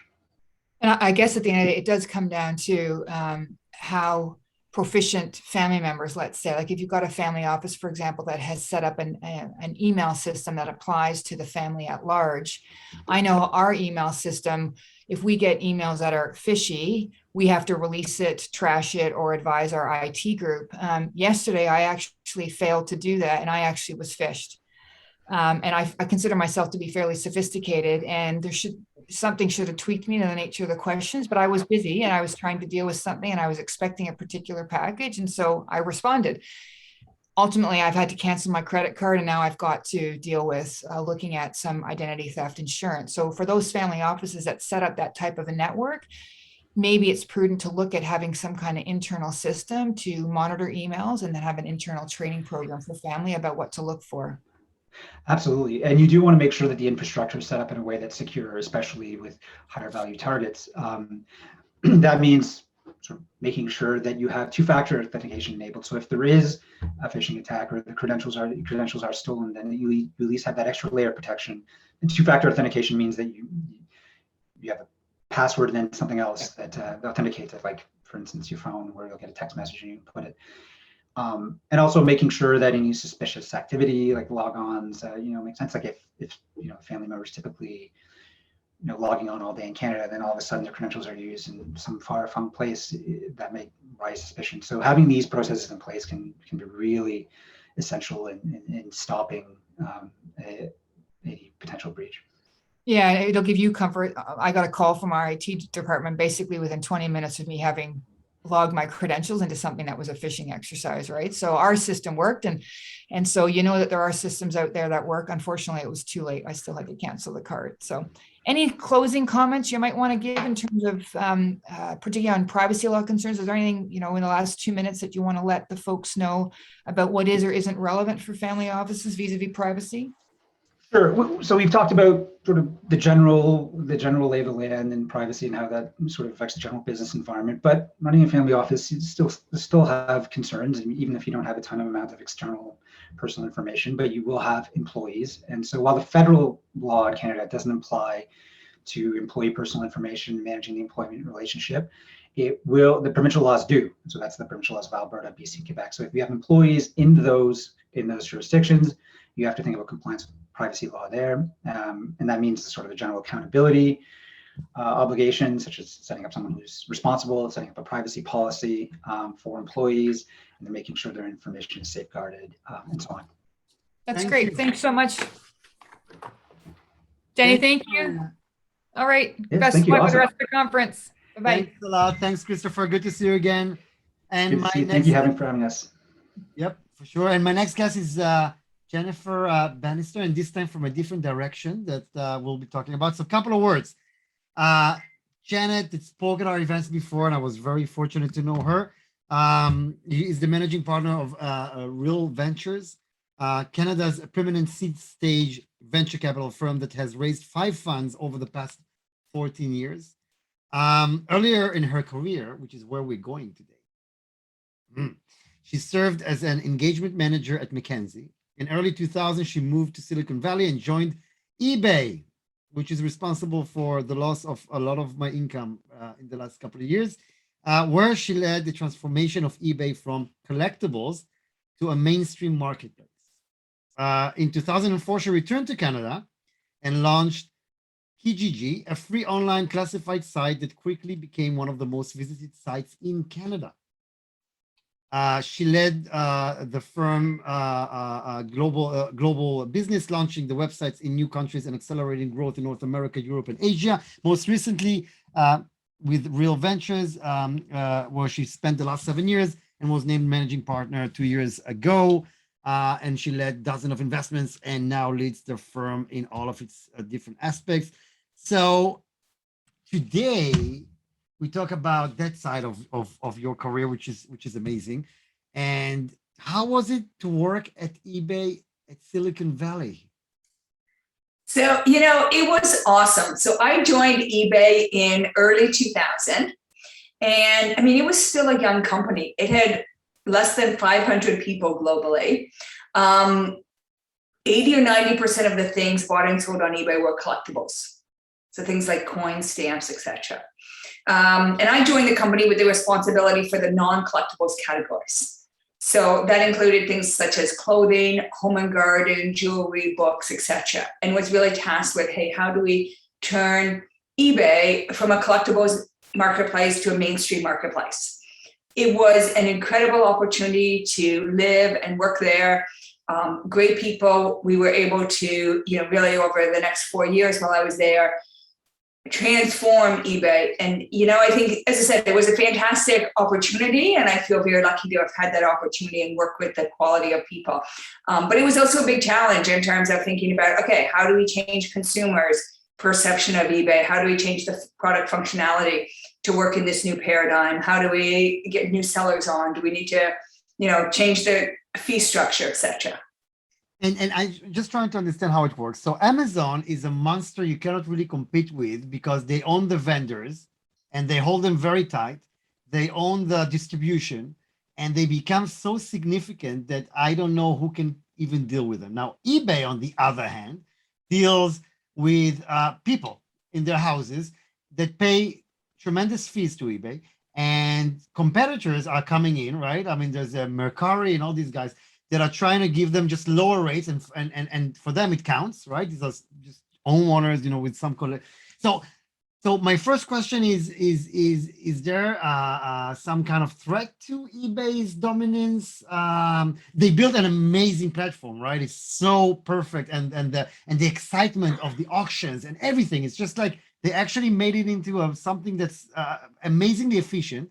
But can competition get in their way? One question. And my second question is, how come neither is getting in each other's way, Amazon and eBay?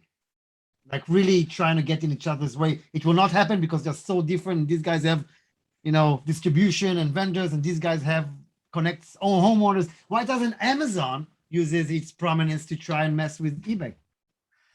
So I would actually, so that's so much stuff. We could talk for hours on that. But in a nutshell, I would say they are absolutely competitors.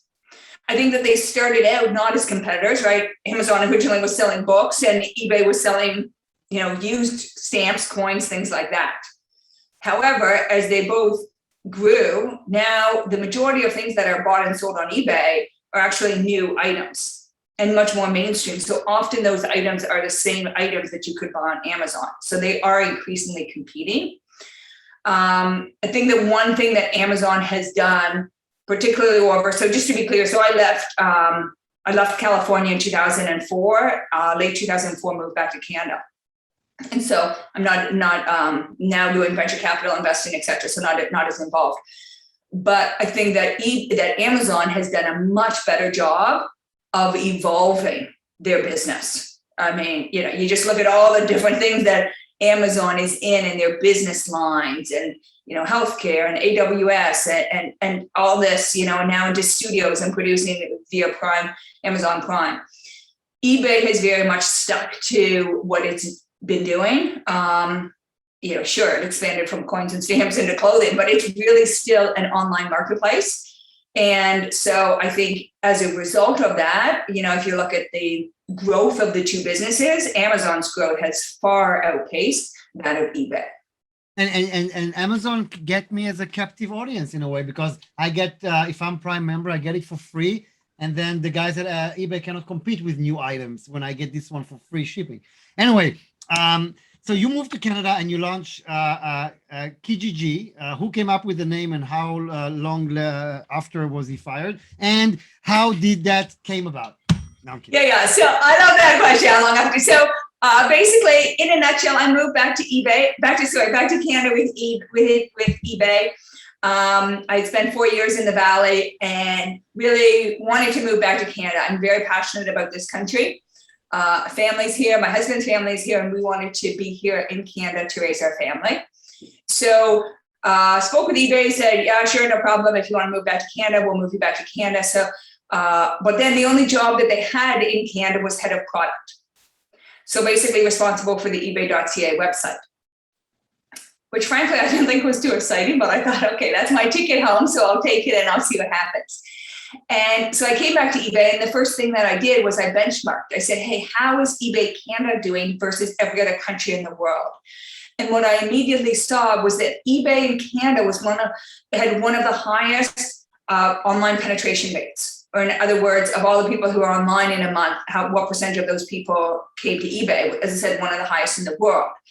However, the rate of converting those people from visitors to actually doing something on the site was half that of every other country around the world. And so we tried to do some things on the product side, and I continued to dig in and research it. And what we found was, hey, this is not an eBay specific issue. Canadians spend a ton of, now I'm talking about this is 15 years ago, although really these trends, and it's changed, but the ratio relative to the US remains the same, that Canadians spend a ton of time online. They research online, but they transact offline. And given that model, I think a classifieds model would actually work better in Canada, because you're researching online, you're transacting in person. For classifieds to work, you need to be in urban areas. Canada is one of the most urbanized countries in the world, even though we've got this huge landmass, we're very concentrated into the cities. So I spoke with eBay and I said, hey guys, I think this is a much better model for Canada. We should be launching a classified site. And originally they said, no, that'll never work. Craigslist is already there. And then just sort of fast forwarding, found out that eBay was preparing to launch a classified site in Europe. So I went back to eBay and said, hey, how about I take the platform, I launch it in Canada. I think this is going to work. I think it's going to be big. And so they finally relented and said, okay, Janet, if that's what you want to do, you can do that.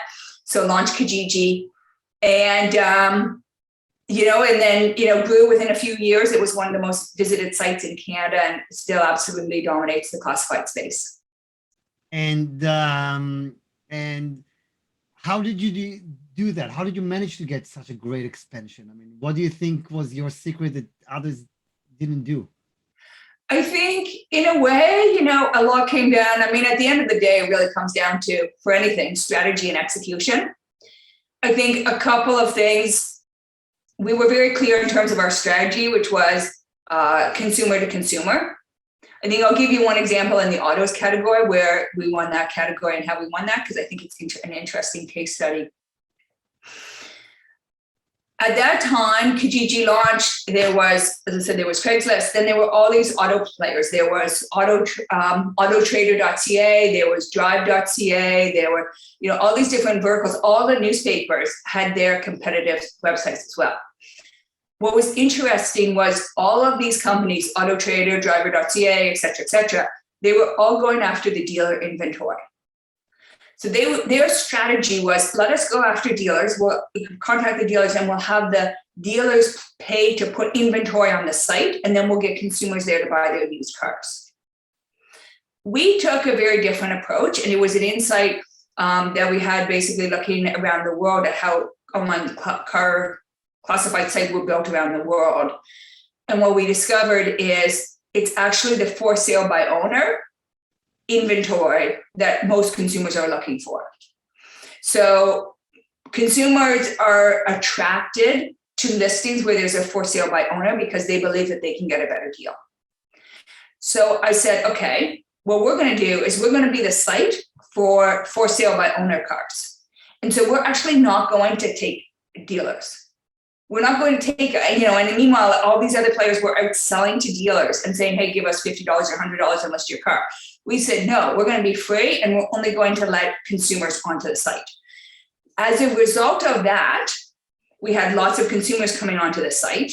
We were able to balance the supply and the demand growth such that if somebody listed their car on the site, they had that car sold. And we got consumers to the site who wanted to come to the site because they were looking for that individual inventory, and the consumers were selling it and therefore would get more consumers inventory. And it grew and it grew and grew until it was huge. And we were able to then sell ads at a very profitable rate. The other players where they suffered is they went and got all this inventory and they had the car dealers paying for the listings, but they couldn't get the consumers. And they couldn't get the consumers to come and as buyers. And so as a result, then the auto dealers couldn't sell it. So then they disappeared. And any individual who said, hey, I want to list my car, and maybe they try it on Kijiji and try it on Auto Trader, well, their car was going to get sold on Kijiji, but it wasn't going to get sold via Auto Trader or somebody else because the supply demand balance was so out of whack. So, that's one example of, I think, a strategic insight in how we went about building the business. And part of that came from, learning from eBay in terms of, hey, how do you think about the supply demand? And you've got to build your supply and demand in lockstep, or else you're going to, it's just not going to work. We should do an entire session just about e-commerce. There's so much to talk about here. But what made you then decide to join Real Ventures? And also my next question is, what are some of the investing trends that you're excited about right now? So why did you go to Real Ventures really? And what are you seeing? Yeah, so absolutely. So 7 years ago, I joined Real Ventures. Real Ventures is an early stage venture capital firm. We focus on investing in Canadian-based technology companies. And really our strategy is to be the first institutional investor into Canada's most promising tech companies. I joined because what I realized is, as much as I've been an operator a lot of my life, I also spent time in consulting. I worked at McKinsey for several years earlier in my career. And I realized that at this point in my life, what gets me really excited is working with entrepreneurs and helping those entrepreneurs and seeing them flourish. And so I love being in consulting. I love being in venture capital for that reason, and really seeing these entrepreneurs succeed, and at the same time delivering a great return to our investors. So I just absolutely love what I do. In terms of where we focus, Real Ventures focuses across the spectrum. We sort of think about the tech stack in three major areas. One is deep tech. So that would be sort of pushing the boundaries of computing. So that would be, for instance, we have an AI company, two semiconductor companies that are really doing breakthrough things. Then we have what we call core tech, which is AI focused. A lot of these companies are delivering 10x improvements in core business processes, such as a company that is improving the discovery of drugs significantly by using AI. Another company that is using AI to improve efficiency of factory operations. So that's what we call core tech. And then the last one, which we call applied tech, which is more, we have a company called Clutch, which is, on the selling used cars, which is an area near and dear to my heart. So we sort of invest across the spectrum. Within Real Ventures, we have what we say is we're a team of specialists, which enables us to be a generalist firm. So, again, you can think of us, hey, we're stage specific. We get in at early stage, geographically specific. 80% of our capital is invested in Canadian-based businesses, but we're able to invest across the different types of technology. And finally, you're raising a new fund right now. So a couple of words about that. Yeah, absolutely. We're raising a new fund. Excited about that. Have lots of interest. We have a track record of delivering top quartile returns. Our 2014 fund is at net close to 30% return, net IRR. So certainly if anybody is interested in learning more, happy to talk further. Thank you so much, Janet, and I'm looking forward to seeing you in person. I have to tell you something that's probably going to burn all my bridges and all my viewers forever now, but you know, it's worth it for the joke. So you're talking about Amazon and AI, and when you're talking about Amazon and AI, you're talking about Alexa. And when you're talking about Alexa, oh, now she's hearing me now and she's talking to me. So when you hear talking about Alexa, it's also made it very accessible. So and Amazon knows that. So I have 5 small kids that were talking to Alexa and asked it to play, pardon my French, farting songs, okay? And then it asked them, do you want the app for farting things? Because it does all those things. And they said, yes, they're 5 years old. And then I opened the bill one day, okay, from American Express and from Amazon, and I'm seeing, I got all these charges for month upon month farting app. And then imagine how nice you feel when you need to call Amazon and say, hey, I want you to cancel. And she said, what do you need to cancel? I need to cancel the, you know, that $2.99 app. What app? The farting app. Oh, and then you start into such a discussion. But anyway, my point is they make it so accessible for young people to get you into all those, you know, apps and things you pay for. And then you find out when you see the bill, you're like, what the hell? Anyways, thank you so much, Janet. And I'm looking forward to seeing you in person. Thanks so much, Danny. Have a great day. Thank you. And Stephen, wow, we're going one from the other. I feel like we're in the Eurovision here. It's a pleasure to see you again. Stephen, we did a dinner together a couple of years ago around our Canadian conference, the first one. And thank you, like I said to Peter, for supporting us in the first year. And ever since, we grew very nicely in Canada. And Stephen is a managing partner at Stratum Advisory Group. They work with families, help them with a lot of the issues they're dealing with. And what's interesting about Stephen is that he will be, he's a next gen himself. So I think coming from a family business, something I don't know if so many people know about, you know, gives you another angle to it. And maybe you will talk with us about the fact that, first of all, we're doing a session together, you and I. Yes. Tell us the date, tell us what we're going to talk about, and a couple of words. We have like just, you know, a couple of minutes to really talk about what you picked as a topic is how Canada is going to pay for the fallout of COVID-19. So let's take it from here. Thanks very much. Yeah, good to see you, Denny. Big credit for you in this conference. It's a really nice group of people and good speakers, so I appreciate it, and I'm humbled to be part of it as one of your speakers. Yeah, so as Denny mentioned, I'm a second gen. I'm 42 years old, but I did grow up in a family business, so I sit in a kind of a funny seat where I'm not too young, but I'm not too old either. So we deal with some of Canada's most successful business families. We're located here in Toronto. We deal with very sophisticated people and really enjoy working with them. The reason I started to talk today about COVID-19 and some of the ways that Canada is going to pay for it is because it's just becoming topical with our clients and the people that we work with. So I've got a presentation here I'll take you guys through, and it's been talked a little bit about in the previous presentations on how Canada is going to pay for, you know, the cost from COVID-19. So we've been able to put some theories together. Who knows if they're going to be right, but it's just topical information and put some numbers toward it. And then trying to drill it back and bring it back to the families that we work with and how it's going to impact them. So I'm going to try to share my screen here.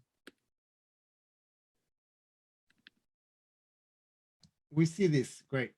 Okay, awesome. There we go.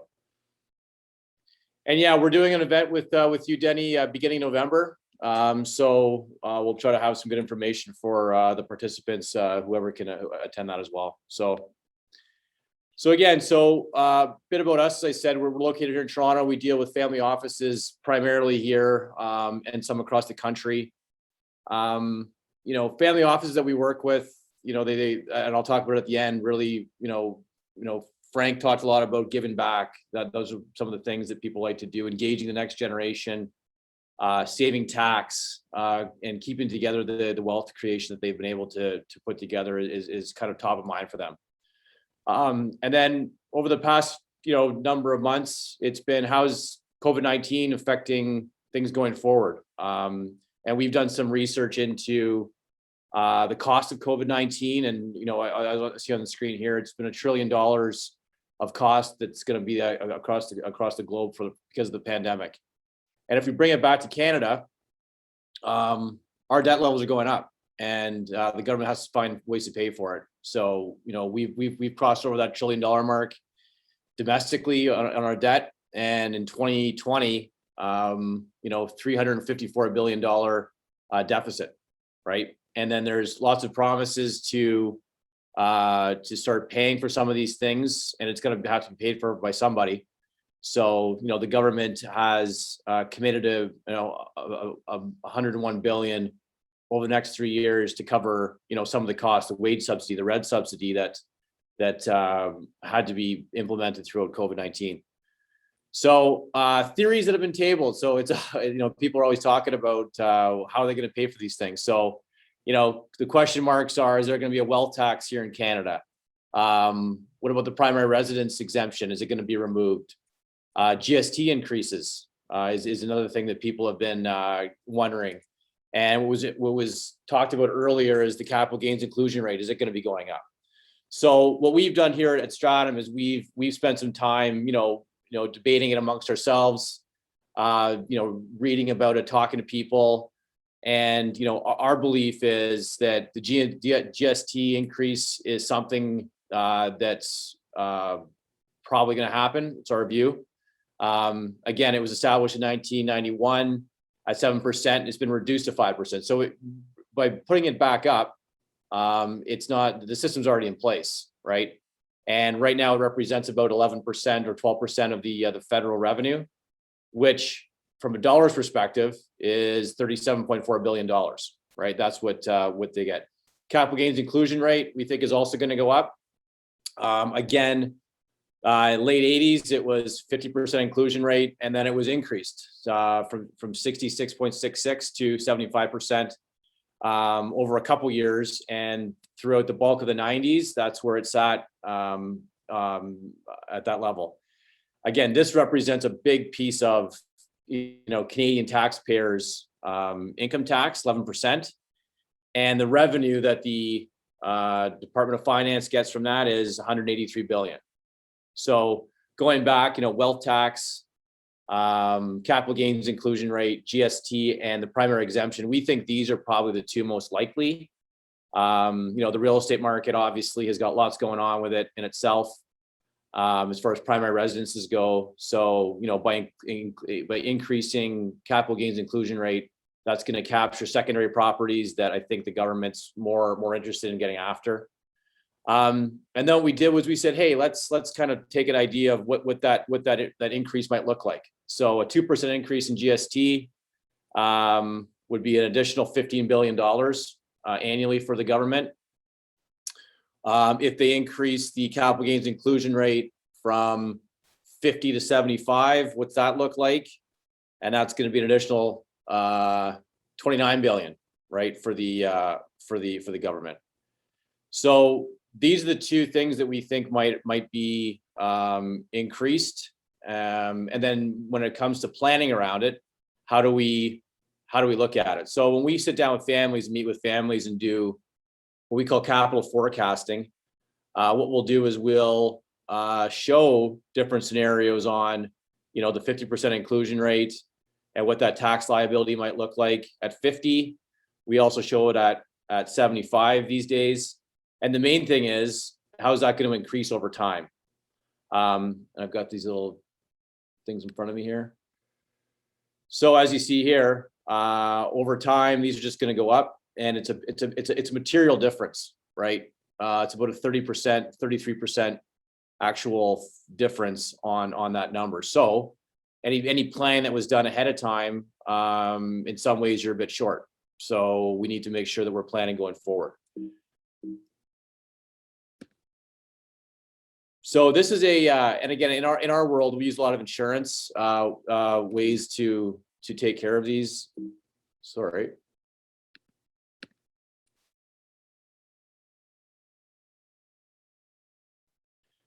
So I was saying we use a lot of insurance type structures to help take these out. And again, we're just trying to simplify it for people. And in this case here, we showed a husband and wife that were 60, and their liability, their tax liability, was going to grow to 26.5 million at their age 85. And again, a lot of families that we work with have no traditional need for insurance or life insurance. They have plenty of capital that they could use to self-fund. They're self-insured. But at the end of the day, it's just a discounted dollar or a different way to pay for it that the government allows us to do. So, we try to break things down in simple ways and say, hey, if you were an investor, you could pay that tax liability. Again, this is a corporate scenario where you need about $21 million, 21.5 million in your corp today. The challenge is over time, you pay tax, you got to pay tax, take the money out to pay it in your personal estate. So we show someone that, you have the money, you could use it this way here. You could, your kids, your next generation could use, a bank loan. It's not a very cost-effective way to do it, but it's an option. Again, today's dollars net present value would cost 30. Our reality is, the way that these insurance contracts work and the preferential tax properties, the government allows us to have, instead of having to make 26 million in their personal estate, it would cost them 8.4. We also have some scenarios where we can get a bank facility to help finance it, and that'll be 5.1. So at the end of the day, here's your options.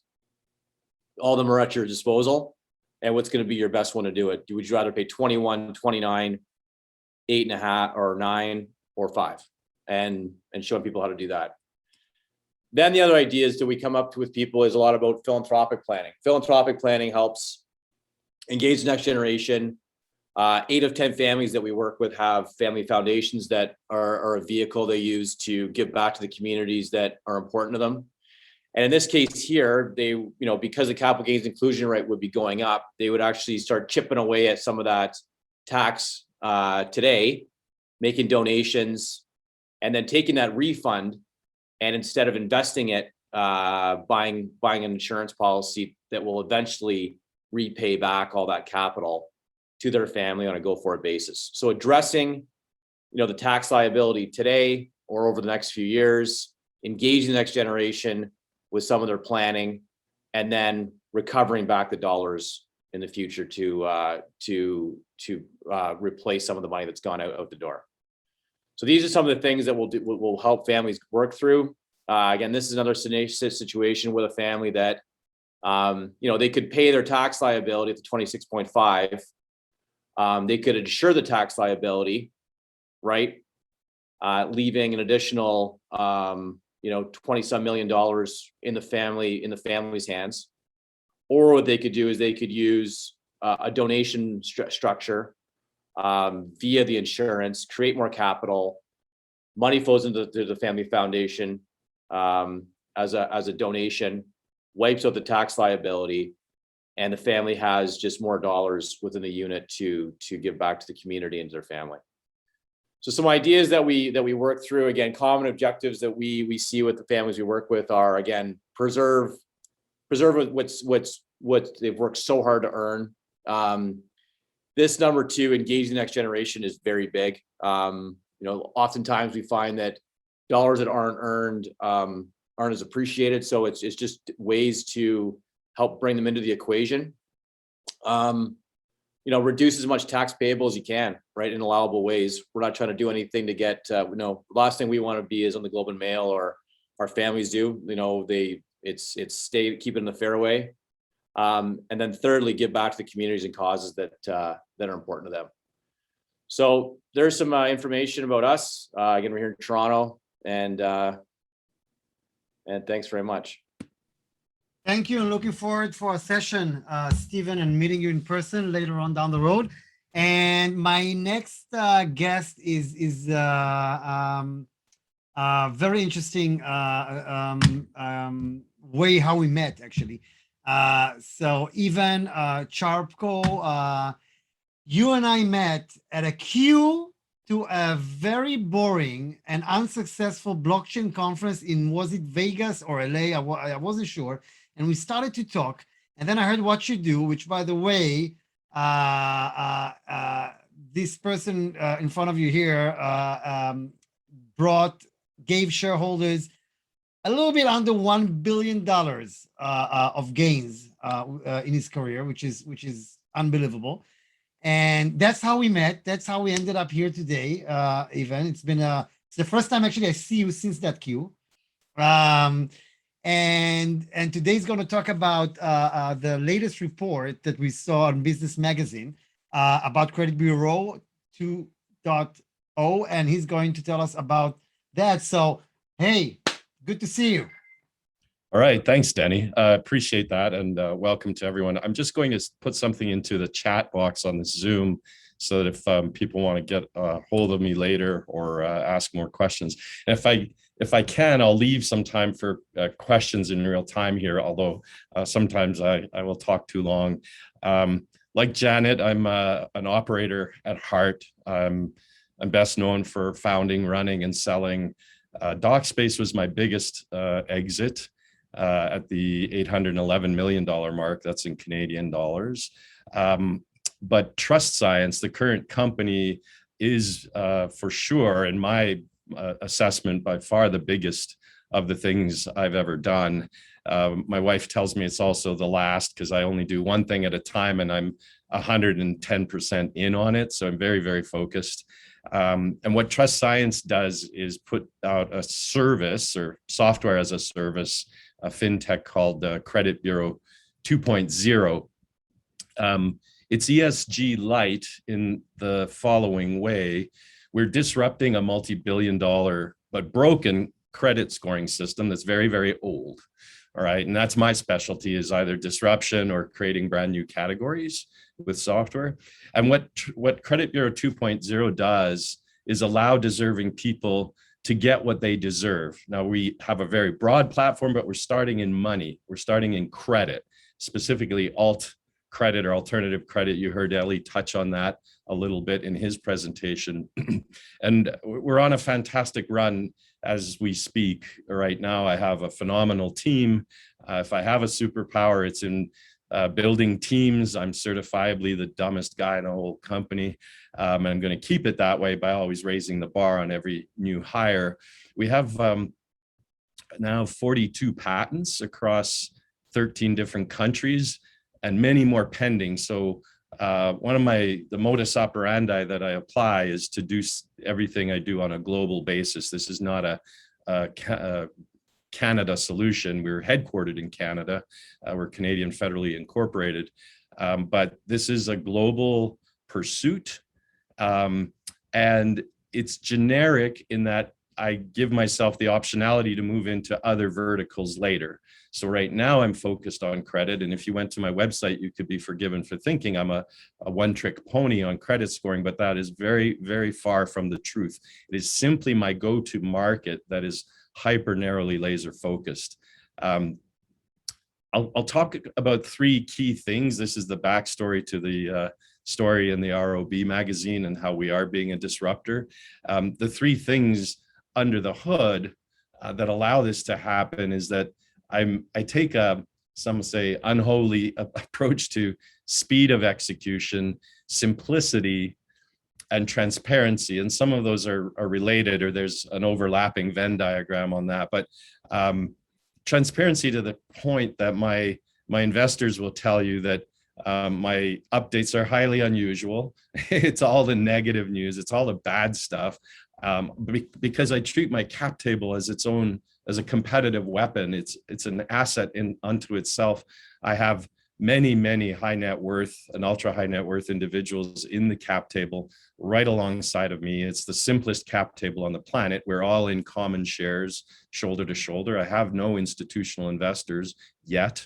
That's not a prohibition. It's just that I've managed to be able to do this with these people who are my eyes and ears all over the world, and who each bring different contacts or skill sets or perspectives, experience, and so on to the table. But so when I'm giving my shareholders updates and on the spirit of transparency, it's all the negatives. And what naturally people do is try to help.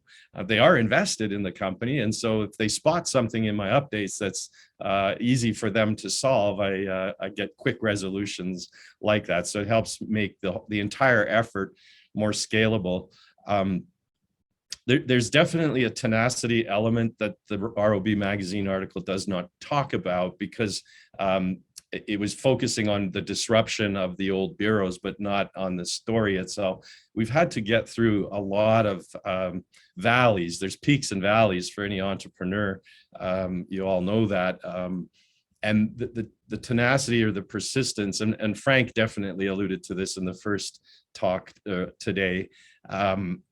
I've had internal naysayers, and I welcome all opinions. But for example, when the lockdowns hit, there were some very earnest and panicked calls to liquidate the patents. Let's get what we can and batten the hatches. And I said, no. We're creating an institution for the planet.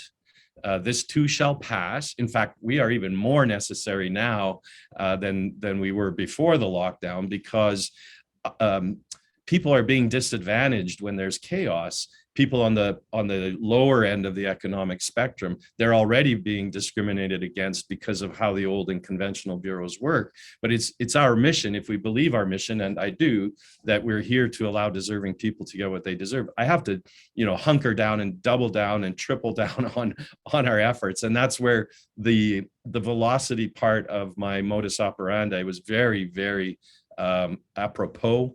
It allowed us to, now I'm sitting here at the end of Q3 in 2021, having 10x'd all of our revenue from 2020. I'm not even finished 2021 yet, and I'm looking for some pretty big things happening in 2022.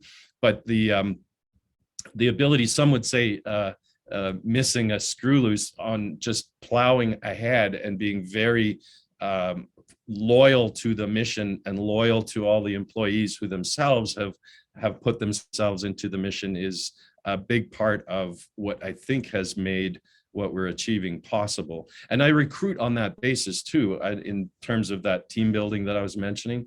If I have a superpower, it's that I really, really screen people for whether or not they are also personally somehow invested. You heard Frank say, don't forget about the dime. If they're personally invested in helping other people, then they will be a great fit here. Of course, we need the talent, but the story here is one of not just my tenacity, but a lot of people doubling and tripling down during some pretty dark times that have, we've gone through the last 18 months to make sure that we can help the disadvantaged people who are underbanked or unbanked or unfairly scored by the conventional credit bureaus to get a fair shake, to get a proper score, to get a score in the first place in cases the big old conventional bureaus can't see them at all because they're off the grid. So we have ways to make sure that someone is being fairly assessed and therefore can get loans on terms that are not punitive. They can go to institutions that are more conventional rather than their alternatives. Anyhow, I'll stop a little short of the allocated time here, just in case there are questions that anyone might want to pose, or Denny, you might have. I am seeking financing. I'm unconventional in that way as well. I already said I don't have any institutional funding yet.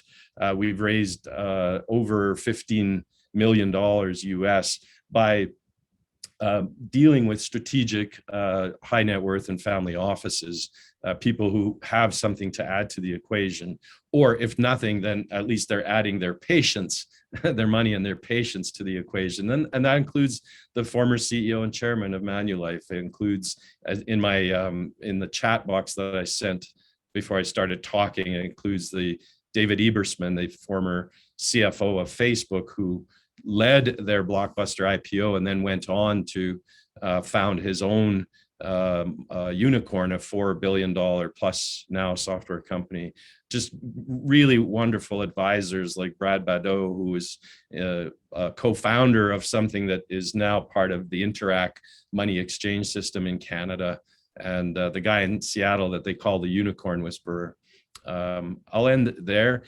Raising money in Canada is hard, also, as Frank mentioned. So I raise in the US primarily. All my materials are in US dollars and all my numbers are US. Thanks, Danny. Any questions? Thank you. How long have you been doing the current the current company? How long have you been doing that? Why did you decide to go to this area? And I mean, you've been in different industries before that are completely different in that sense. What brought you there? And maybe another question is, why are you going off for the family offices rather, or not rather, I don't know, than the VCs or the larger players? Yeah, I'm doing both. Just to answer that question, I'm not restricted to one or the other. It's just that to this point, having more eyes and ears on the ground around the world with really strategic or well-respected people in places of influence has been one of my secrets to success. That $811 million deal would not have happened if I didn't have that same kind of cap table. My subscription agreements are all one single page long, no lawyers required. It's ultra simple to that point. And on the answer to your other question, this is where the tenacity comes in. Again, the persistence started with a vision in 2006. I had been burned by a business partner, not the first time, as the third time in a row, by different people. And I finally said, I have to get my gut out of the equation. I'm too trusting, or I give my trustworthiness too readily. And so I thought there must be a technological way to do this if I could harness AI and big data. At the time, I got all the meetings I ever wanted because everyone just wanted to learn about AI. It was sexy and cool. But what they knew about AI came from the movies. So none of these meetings turned into purchase orders. So what I did is I went into stealth mode. I went off the grid and just went really hard on the inventiveness and the technology and building this on a global basis. I had the resources to do that, which is why you see me effectively having emerged now in the last 2.5 years and market facing and now delivering scores to very conservative large and small lenders globally, with patents that are in spanning Israel and Mexico, China. Most of them are in the US, but we're very aggressively and deliberately now going to market. I needed to do it in a compliant way because there are lots of consumer protection laws. If you do a scoring for access to money, housing, or a job, especially in the US, you have to be really, really careful. My background is as a lawyer trained at Columbia Law School. So we put the bar very high on compliance, very, very high on security. In fact, my chief security and privacy officer is based in Toronto. I pulled him out of early retirement. He was on the team that did the $811 million exit. I said, I need to be locked down on security. And then scalability is a big consideration. So it's taken a long time, but I tease my American colleagues over there. They would sell it and market it and see if anyone wants to buy it and take down payments and so on, and then build it. Taking a Canadian approach, we've built it first. We've done it, deliberately and patiently. We've got all the protections from around the world because we were so far ahead of so far ahead of the market. That's why I didn't get the purchase orders, right? We were too early. There is such a thing. So I let the market catch up to us, and now we're firing on all cylinders. So 3 times you said you got burned by your partners. Not even the past, a long time ago. A long time ago. And now, so what's the idea now? You're looking to raise again, how much, and what's your plan to do with that? What are your expansion plans really with the company? Yeah, I essentially have a perpetual runway. I'm raising from these strategic individuals along the way 6 figures or maximum single-digit millions, and then if it's an institution that I'm talking to, that'll be a $15 or $20 million raise. Again, all numbers US. That institutional raise will help me accomplish a land grab because there are no really well-formed competitors apart from the big old multi-billion-dollar dinosaurs that we're disrupting, but the lockdown cleared the way in front of us. Digitization is now an imperative at lenders, and the timing-wise, it happened around the same time, a real focus on financial inclusion and helping the unbanked or the underbanked, to which we are a direct response or a catalyst for solving that very large societal problem. And so a large raise, a double digits of millions US, will allow us to do a lot of things that have to happen, marketing and go-to-market wise and sales wise. Now, one question that I see here is, who's your competition and what's your edge, really, in that respect? Yeah, it's a good question. The competition, the big bureaus are named Experian. They're the biggest in 35 countries, not 200 countries, which is what we're architected to do. Equifax, better known in Canada, and TransUnion, better known in Canada. Actually, Experian doesn't operate in Canada. LexisNexis and FICO, if you've heard of those guys. Yeah, decades old, based on mainframes in some of those cases. They're not, I never denigrate a competitor potential or even a pseudo competitor. They have more data and more money than God. And so you have to be careful, but they don't operate. If this is the credit quality ladder and above here is this audience, prime and super prime, I'm not trying to help super prime or prime people. I'm helping that 1/3 of the economy, or now by some estimates, thanks to the lockdown, 40 or 45% of the economy who have a score below 700. And there's 40% of these who are wrongly scored. So the invisible primes, as we call them, if you gave them money, they would behave like this audience with their repayment obligations.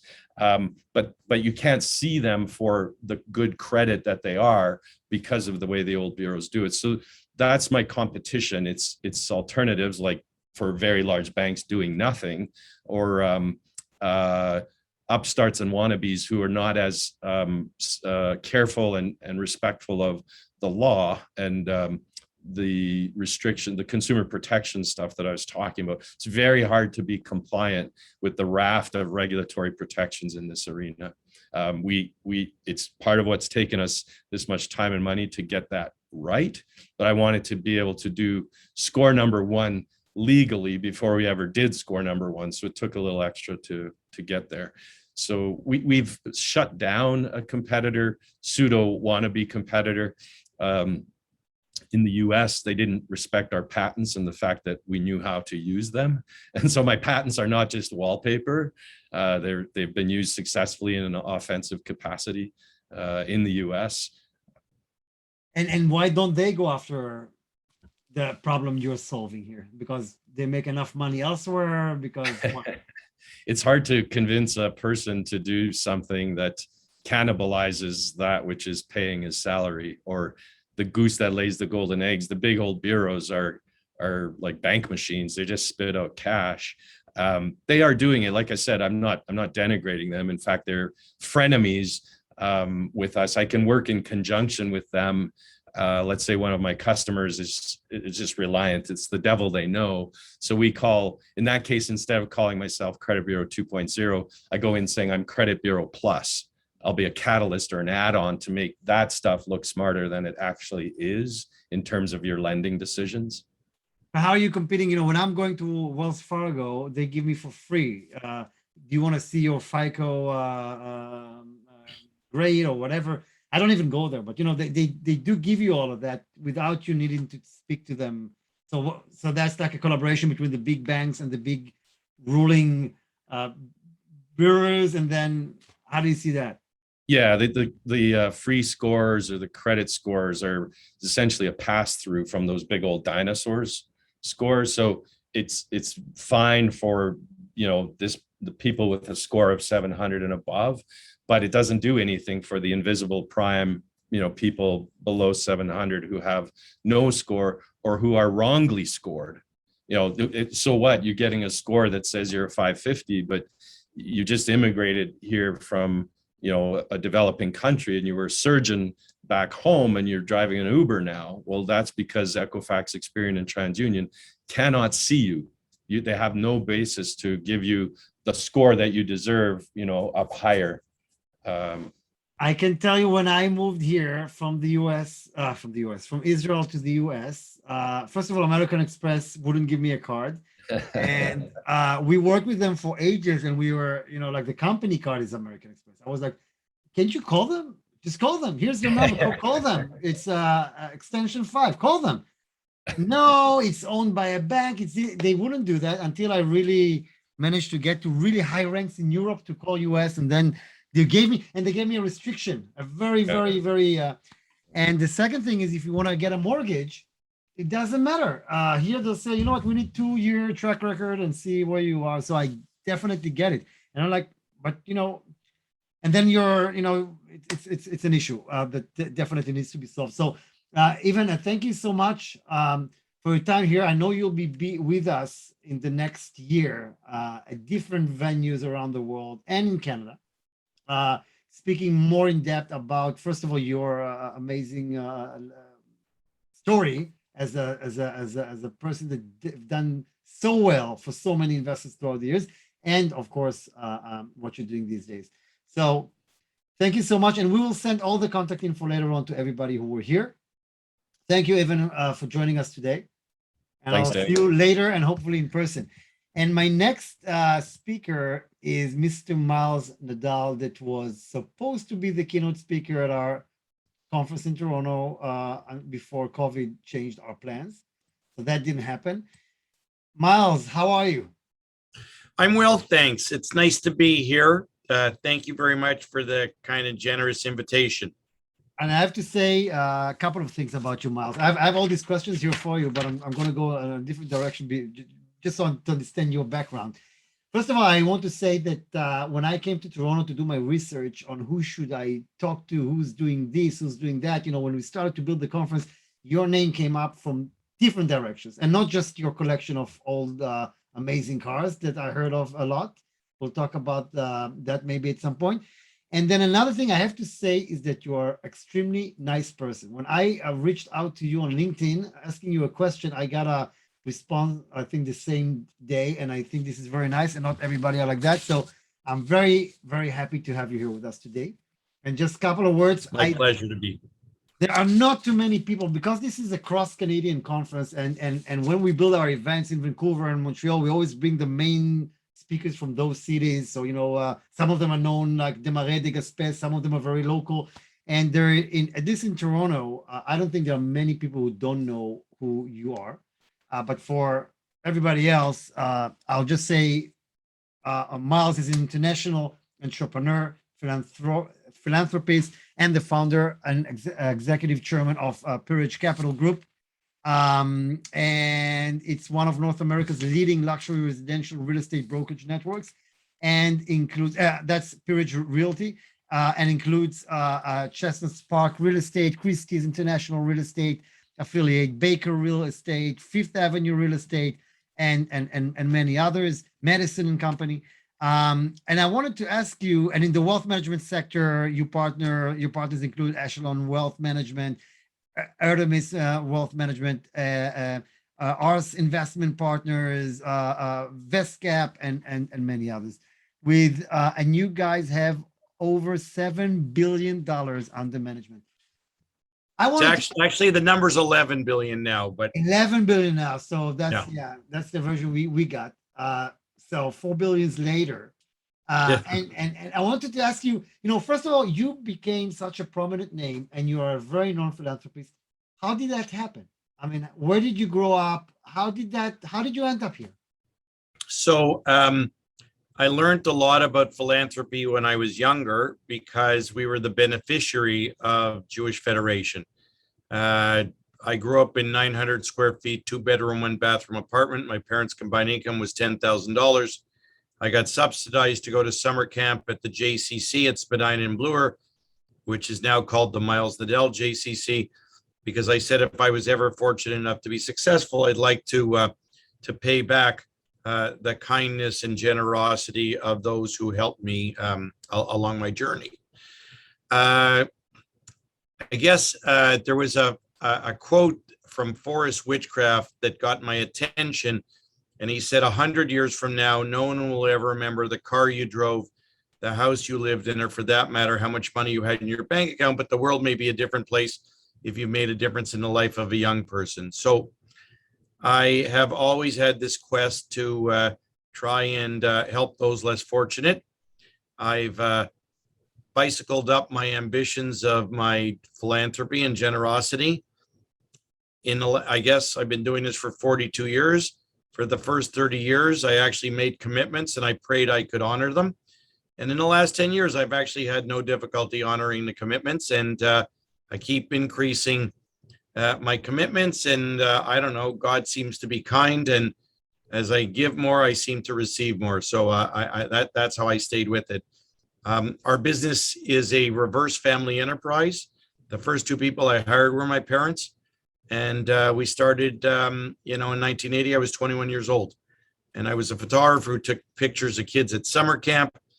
Then I got into sports teams. And then there was a guy named Martin Sorrell who started a company called WPP, stood for Wire and Plastic Products. And when we decided that we would do a reverse takeover of a public shell the way he did. And we went public on Friday, October the 16th of 87, the day before Black Monday. So as Friedrich Nietzsche said, that which does not kill me makes me stronger.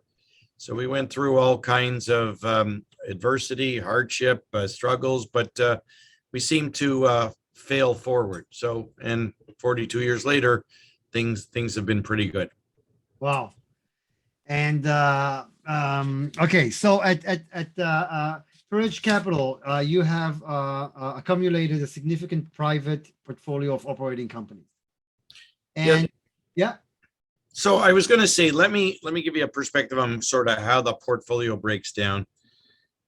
We're in the real estate services, and then financial services and asset management business. So start with financial services asset management. We have about $11 billion of third-party money. About 20% of that is in the United States. About 80% of that is in Canada. We started that from zero. We've grown both organically as well as through acquisition. In the real estate business, we have about 3 million square feet of self-storage. We have about 30 properties. Our ambitions, we started that 5 years ago from scratch. Our goal is to grow that to 10 million square feet over the next 5 to 10 years. It's a very good asset class. We are in the residential land assembly business in and around Toronto and the GTA. And partners, it's a business called Trolleybus, partners with a very famous entrepreneur in Canada named Jay Hennick. And then Peter Cohen and Steve Pustel has been my partner for 32 years. And so we have about 5 million square feet of residential land assembly. And the one that I've been focused most on lately is real estate services. So we'll sell somewhere between 40 and $45 billion of residential real estate. Our biggest brand is Sotheby's International Realty. We own the franchise for Canada, for Chicago, for New Hampshire, for Stowe, Vermont, and now for Dallas and Fort Worth, Texas. And we're trying to consolidate as many of these operations across North America. We're in the mortgage and title and home improvement business. We recently got into a partnership in a business called Our Borough, which is in the co-ownership of homes. So if you buy a home today, let's assume the average home is $1 million, you need $200,000 as a down payment. Most people in Canada do not have that unless they can rely on the bank of ma and pa. So the average Canadian can come up with $50,000. We'll co-invest the other $150,000. We'll own the house in partnership with them. And 10 years from now, they'll either refinance us out or we'll sell the home and they'll get their share of the equity. So we're doing different things around real estate asset management as well.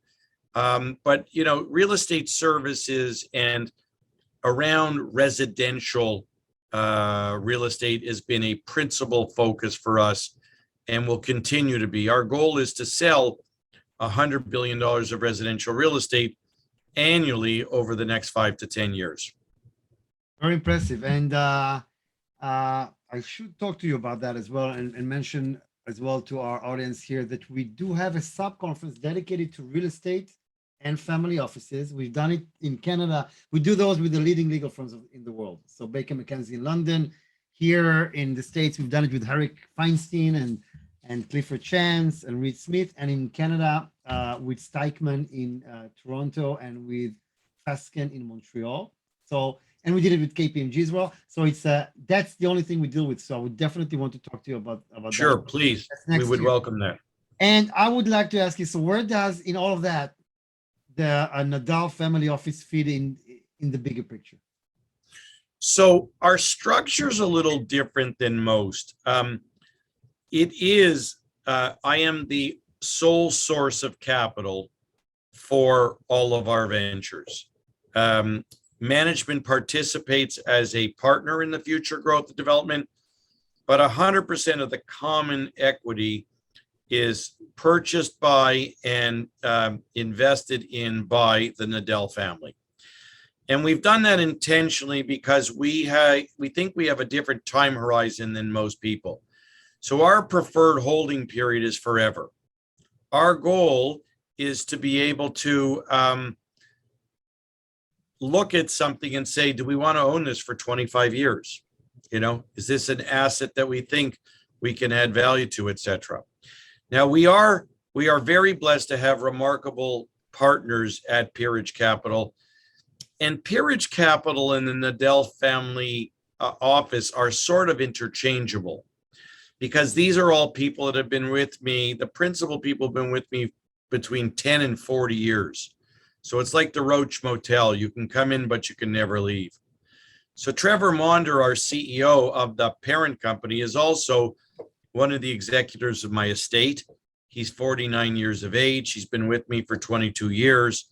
You know, all the other people have been with me for many, many decades. And so we look at our investments on the basis of what will be good for the Nadal family over generationally and ensuring that we have responsible dynastic wealth transfer. But the management team also are partners with me. And so they share the same common objectives. What I've been fortunate though is to find people that are patient enough. They want to get rich slowly. You know, there's a famous quote that Jeff Bezos asked Warren Buffett about his investment strategy. He said, Mr. Buffett, your investment strategy seems to be so simple. Why don't more people emulate it? He said, well, most people don't want to get rich slowly. And, you know, we used to think that, you know, it takes 25 years to build a great enterprise. And we have been, you know, persistent along the path that says we want to create long-term value or get, you know, be long-term greedy. And that's sort of the path that we have followed. We have evolved from pure service businesses to service and then asset management businesses, both asset management in terms of wealth management, but also we look at real estate as a fantastic long-term dynastic asset that if it's income producing, especially, it's a great asset for long-term wealth transfer. And that's where we've been shifting more of our focus. What do you think which factors will influence the evolution of your family office? Are there issues or outcomes you're actively tracking? Look, most of these things are outside of my pay grade and my intellectual zip code. You know, can I really anticipate what's going to happen to interest rates, what's going to happen to inflation, what's going to happen to cap rates? I can't. I basically say, if based upon where we are today, we can invest in things that produce really good risk-adjusted reward returns, we're happy to own them. I have simple mindsets, and I'll explain to you. I went around to see the wealthiest families in the country, and I asked them in a subtle way, how did you become so successful? And, you know, it was about long-term investing. And when it came to real estate, people said, if you have 40 to 50% loan to value, you will sleep well at night, despite any economic uncertainties. any setbacks in the economy. So I said, okay, I'm not that smart. I'm a professional plagiarizer. We should operate at 40 to 50%. And having run, public companies and been very, very aggressive in using leverage to grow our businesses, I basically said, I'm 63 and a half years old. I've had 8 hair transplants. I got limited donor area left. I got another 20 years left to build. I'd like to be levered at 1.5 to 2 times, maybe 2.5 times leverage, and then pay it down if there's nothing else to grow. So these are simple things, because I don't think anyone that I know is smart enough to know what will happen to rates, what will happen to inflation, what will happen to cap rates, will we have a recession, how big, for how long. So I just say, assuming all of those things that go against me happen, are we in a position to live long enough? That's the key. Like you got to be able to weather the storms. And if you have fiscal conservatism of some basis, you should be able to do so. Now, that was not the evolution, Denny, of how I got to where I am. But having got to where I am, I basically said, okay, I don't want to be 8 times levered. I don't want to do any of those things. I'm in the fortunate position. As one of my friends, Ira Harris, once said to me, being richer is not as good as being poor is bad. As good as it feels to make money, it really is terrible to lose money. So we're trying to be more, golf analogy, just trying to play down the center of the fairway. Got it. And of course, there's so much more to your story about how you evolved and how you built yourself, which hopefully we'll be able to do in person at our main conference in Toronto next year. The first speaker, by the way, at my first Toronto conference at the Four Seasons was Easy Sharp, which for me was, we got the guy that actually came up with the idea sitting here at the first event at the Four Seasons. So, Corina Weigl, he just turned 90, and he is remarkably, they had an article in the Toronto Star. He just turned 90 years young.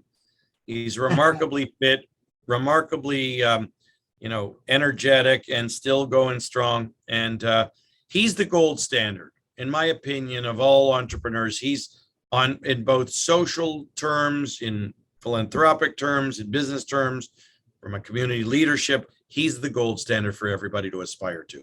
And I'd love to hear how you see entrepreneurship, because it's funny. Another good friends of ours are the Silverstein family, and Larry Silverstein.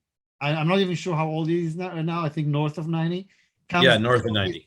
Every single day he's coming to the office, every single day. And there's something about entrepreneurs that they never, ever stop, right? When you look at these guys, Easy Sharp, Larry Silverstein, Sam Zell. Remarkable. Yourself, even you could have retired long time ago, go to the yacht club. You probably do go to the yacht club, but go more to the yacht club and take it easy. What do you think is it about entrepreneurs that just... So it's funny, before I came on here, I was watching CNBC, and they had Nelson Peltz on from Trian on the call, and he's turning 80 years of age, and he's 80 going on 56. He keeps motoring along. I think that true entrepreneurs love what they do. What did Henry Ford say? If you love what you do, you'll never work another day in your life. You look at entrepreneurs, Warren Buffett's another great one. What's he, 88 or 89? Said he loves what he does.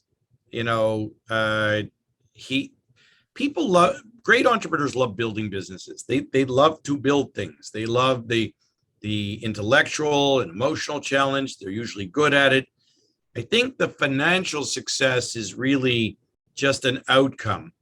But I think they really love the challenge of thinking outside the box, creating new industries, going against, conventional wisdom. People ask me, will you retire? And I say, yes, I will. And they say, oh, you don't look like the retiring kind. I said, no, I will. 5 years after I pass away, I am committed to my retirement. Look, I love the people I interact with. I love the intellectual challenge and the intellectual stimulation. I enjoy the economic reward. And, you know, most importantly, it gives me an opportunity to fill my real principal ambition in life, which is in my lifetime, I'd like to give away $180 million. And you obviously understand why 180, 18 means good luck. And I've given away about a third of that. And I've got some time to make up the difference. And to me, that will be a legacy that I will be very proud of for both myself and my family. And I think it's a good example for my children. Which brings me to ask you, speaking about retirement, what about next gen? Are you getting them into business? Who's going to be the next? How do you see that? So I have wonderful children. They have not demonstrated a dedication to commercial enterprise, but they are very committed to their own career development and very involved in philanthropy. I see them very involved in our philanthropic foundation, and hopefully they will also develop their own foundation. We have built a business around professional management. I have been dedicated to this for about 10 years. I've been very dedicated for the last 5 years, extremely. And we have a program called what we call LAM, Life After Milesy. And everything we do every day is about creating a platform that will go on far beyond my own lifetime. And that we don't need to sell things, monetize things. We don't need to bring in third-party capital. And so we're in a very unique position. And we want to make sure that we have the right people in place. I think they'll be sad if I'm gone. I hope they'll be sad. But they will continue on to build far beyond my own contribution. And I am more and more, Denny, stepping back. Not only am I not involved in the day-to-day operations, but I do still have a very firm hand on the checkbook. I'm still very involved in capital allocation decisions, but more because I like to than I have to. My team is remarkably diligent. They feel an incremental degree of responsibility because it's my capital. Like it's not like we're a public company and I own a chunk of it, but it's 3/4 owned by everyone. They know that they're investing my family's money, although they have a significant upside participation. They know that 100% of the downside relies with us. And so I think they take it very seriously. But, you know, we've been building this now for, you know, going on 20 years of just this evolution of peerage. I think we value institutional continuity. We value people who've been with us a long time. Our operations manager is a woman who's 58 years young. She's been with me since she's 21 for 37 years. And so there are many examples of that within the family office, and we value that incredibly. And they are the people who will also be taking care of, God willing, my children, my grandchildren, etc. And so we are relying on a professional management development program. You know, we've got young, extraordinary guys that are in their 20s, 25, 27, 29, 32. And we're now looking at them as the succession of the succession. Miles, it's been extremely interesting, and I'm looking forward to seeing you at our in-person conferences that moved to next year because of the restrictions of COVID that are still there. And just last question I have to ask you, because you quoted so many famous, great quotes. It's not the famous people that matter. So your favorite book is what I wanted to ask you. What my favorite? I'm sorry, I didn't hear you. Your favorite book? Or maybe two if you cannot really choose. I found I thought Shoe Dog, the Nike story about Phil Knight, was a remarkable one. I would say all of the Warren Buffett biographies I have found fantastically interesting. But, right here in Canada, I would say Izzy Sharp's book about how he started Four Seasons and his value system and what's important to him. As I said before, he's the gold standard that every entrepreneur should aspire to. He's not the richest, but he's certainly the most well-rounded. Miles, thank you very much for being with us today. And I'm looking forward to meeting you in person. My pleasure. I would look forward to that. And thank you very much for the generous invitation. And I look forward to participating and attending your next conference in person. Thank you so much, Miles. Stay safe, safe travels. Thank you. All the best. Thank you so much. Take care. My next guest is Ron Sean, who is basically from Vancouver. And as I've mentioned, when I did my research about Vancouver, his name came up from several directions. His story was very interesting because the family is originally in real estate, which is a nice way, is a nice connection to our conversation with Miles. And yet Ron is today a passionate tech investor. Ron is part of the steering committee of our Vancouver Family Office Conference that is yet to be. We had everything worked out for just before COVID, but obviously it's going to happen in Q1 next year. So I'm very happy to have Ron here with me today and hear why he thinks that any serious investor should devote a meaningful amount of efforts into impact investing areas like technology. Ron, how are you? How is it in Vancouver? It's raining, Denny, as usual. Really? And what time is it now? Is it here? It's 2. It's almost 11 o'clock. It's 10:46. Got it. So first of all, so happy to have you with us, and thank you for joining us today. Thank you, Denny, for the invitation. My pleasure. Thank you so much. And you have a very interesting story that you'll be sharing with us here today.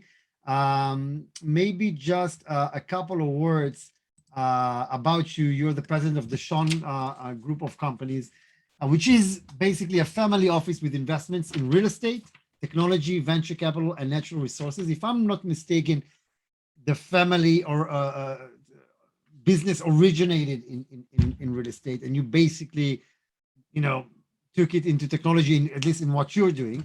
You're also a founding manager of Red's Venture Investment Partners, which is a venture capital group that empowers disruptive startups that scale worldwide and have $1 billion plus potential through team building, global business development, financing, and mentoring. You serve as the chairman at Health Chain Inc., which is one of Red's portfolio companies that developed a medication management system which streamlines the prescriptions process and connects pharmacies and hospitals. So Ron, thank you for being here, and would love to hear what you have to say about your family story and technology. Sure. Thank you, Denny. My pleasure to be here. So let me start by just giving you a brief description of what we do as a family office and how we've changed over the last 10 years or so. So as you indicated, maybe just to put things into context, you are the second generation in the family? I am the second generation. Yes, that's correct. Yeah. And I believe that you're just, again, the third generation is also in your world. Yes, that is correct. It's just starting to be in my world right now. Yes, that's right. So I run a family office, which historically has been primarily in real estate and sort of traditional type investments like stocks and bonds. But I'd say about 10 years ago, I became very concerned about inflation, given all the money that was being printed around the world. And so I decided that I should look into other areas to protect our investments. in our world, real estate is a good hedge against inflation, as the last speaker has said. It's a great way to preserve wealth. Okay, especially if you have a long-term viewpoint. But what I did was I wanted to get involved in companies that would have 50 to 100% top line growth on an annual basis. So I started to look around, and so I thought, well, okay, what are the characteristics of those kinds of companies? Well, in order to grow like that, you've got to produce goods and services that are, number one, globally scalable because everybody wants them, and produce goods and services that would basically shape and change the way things are being done in the status quo. So at about the same time, I was reviewing my portfolio with a couple of financial advisors, and I noticed that my small holdings in tech were doing much better than my traditional holdings, like Royal Bank and GM, et cetera. I noticed that my shares in Apple and Google were doing much better. So I thought, okay, why is that? Okay, well, the reason is because, as I said, they were producing services that are globally scalable. And so that was sort of my aha moment. And then I figured, okay, you know what?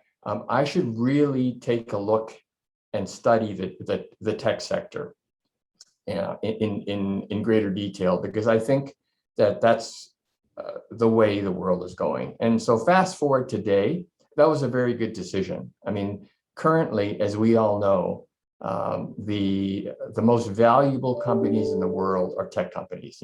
Apple, Microsoft, Facebook, Baidu. I mean, you name it. Okay, there isn't a traditional company that even comes close to the market cap of these the names that I just mentioned. So at about the same time, I was lucky enough to meet a good friend of mine and now partner, Stephen Ibaraki, who's a noted futurist. He's a very well-known speaker on the tech scene, and has held a number of leadership positions in global technology industry organizations like the Association of Computing Machinery, the ACM, which is the largest computing society in the world. He was chair for a while, and through his connections in those organizations and other top-level corporate technology companies, he has just an amazing pipeline into what's new in tech, what's coming, what's emerging, and technologies. He knows about technologies that will shape the world in the next 10 to 20 years. So we worked on a couple of things together, and a number of years ago, we formed Reds Capital, which is a venture capital organization. And we started a tech fund with a number of limited partners. And we started investing in technology startups all around the world in an organized way. And so let me just sort of step backwards and you might ask, how does a real estate person who knew very little bit about tech feel comfortable enough to actually write a check for a tech investment? Well, the answer is really pretty simple. There's no magic to it. It was a lot of grinding. So what I did was I made a very concerted effort to learn as much as I could, read as much as I could online and offline, talk to as many people as I could about certain areas in the tech sector, which I felt had a lot of potential, and got up to speed after a few years of learning. And so I read some time ago that if a person has an IQ of say of at least 130, he or she can learn anything as long as he or she puts in the appropriate effort. And so, here I sit as sort of a living proof of the fact that you can teach old dog new tricks, and that's what I am. So anyway, so here we are. We've got a fund in which we've invested in 15 companies. We've been very fortunate. We've had 13 companies that are doing well. Some are doing very well, and two are not doing so well, okay, to be honest. So I think that of the 13 that are doing well, 2 or 3 will probably turn out to be unicorns. And I can give an example. There's a company that we've invested in Israel. It's called Vestu, and it's in the reinsurance business. So what they've done is they've developed an AI platform that brings new capital to the reinsurance business, which previously was really the purview of only insurance companies and reinsurance companies. So what this platform does is it brings traditional sources of capital like pension funds and family offices to participate in investments in the reinsurance area.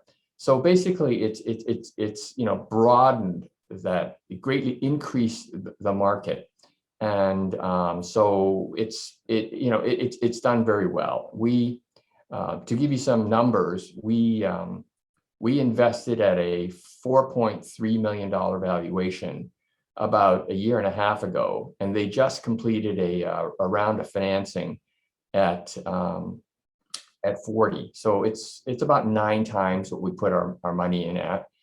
I know that they're currently negotiating for their next round at a significant multiple over the 40. And the plan is to do an IPO sometime next year.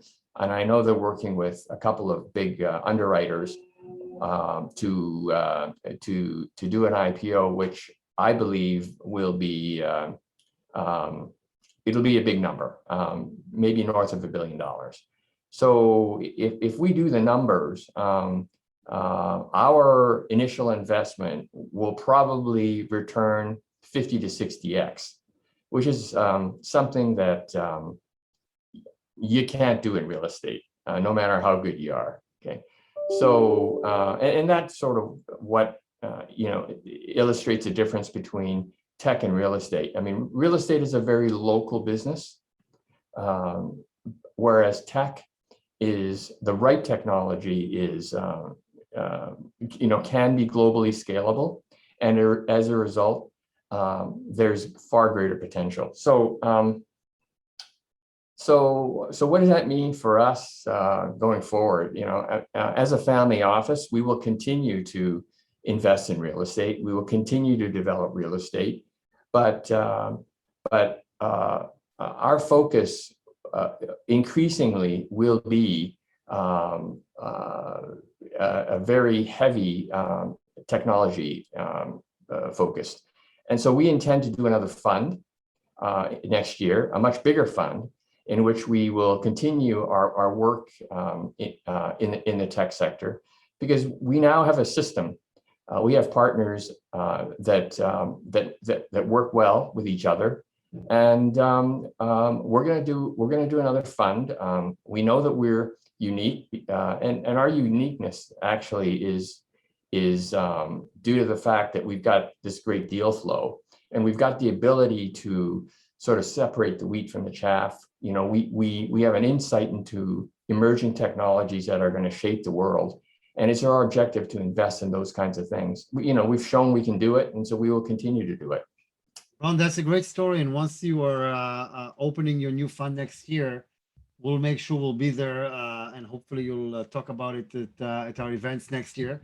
And somebody's asking, what's the name of the reinsurance company in Israel that you mentioned?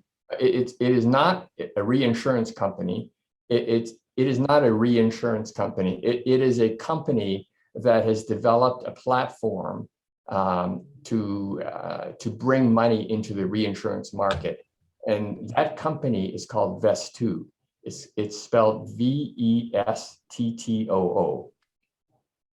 Got it. And maybe one last question for me. So coming from real estate into technology, and by the way, I see that in many areas. Silverstein that I've mentioned before have Silver Tech Ventures that is basically their tech investing arm. What about prop tech? You come from real estate and you go to tech. Is that an area you say, hey, I get it better than others and I invest there? Yeah, in our portfolio, there are a couple of prop tech companies, and you know, it's really a sweet spot for me because I come from a real estate background and I now know about technology. So I'm basically putting them together. Yeah. And then your current fund, how big is it again? And what is small? It's very small. It was only a sort of a tester fund. It was $10 million US, very small. And your plan next year is to do a what size fund? Probably will go up to 500 million. Wow, that's and of course I know your partner who's one of the most interesting names, Stephen, in technology, and I hope to have him with us next time around. So great, this is it's been a very interesting story. Ron, anything else you'd like to add at this stage? Well, I mean, you know, I only like to add that I can't be with you in person. I mean, you know, attending your conferences is a real treat. I understand because of the opportunity to meet participants, you know, in person, and it's an opportunity I look forward to. Thank you so much. And we're for being with us today, Ron, and I'm looking forward to seeing you in person soon. So before I let everybody go, because again, Ron, thank you. We saved the best for last. I would like to say that our in-person conferences in Canada will be happening in Q1. So we're looking for that. It's going to be in Montreal, in Toronto, and Vancouver. Fasken is one of the strategic partners of ours, and that's going to be fascinating, and great speakers, Sheldon in Montreal, and Desmarais and Degasper, many of our friends, and Ms. Saputo and others. So we're waiting for that. I would like to say that tomorrow, Ron, you should check that out because we got a special dedicated session at 11 EST, so early morning for you, with a REIT from I'll be there. Yeah, from Canada. So I'll be speaking to Alliance REIT about the unique opportunities in the Canadian real estate market. You definitely should be there. It's tomorrow at 11 EST. And again, next week, I'll be speaking to Stephen, who was here before, also from the Canadian world. Next week, we're in New York City on the 27th, our conference at the World Trade Center. November 22nd, we're at the Four Seasons in New York, in London, Sherry Blair, the CEO of the 49ers, and many others. And then the 30th is November is Art Basel, where all of you guys freezing on the East Coast can go and see some art and palm trees and sunshine.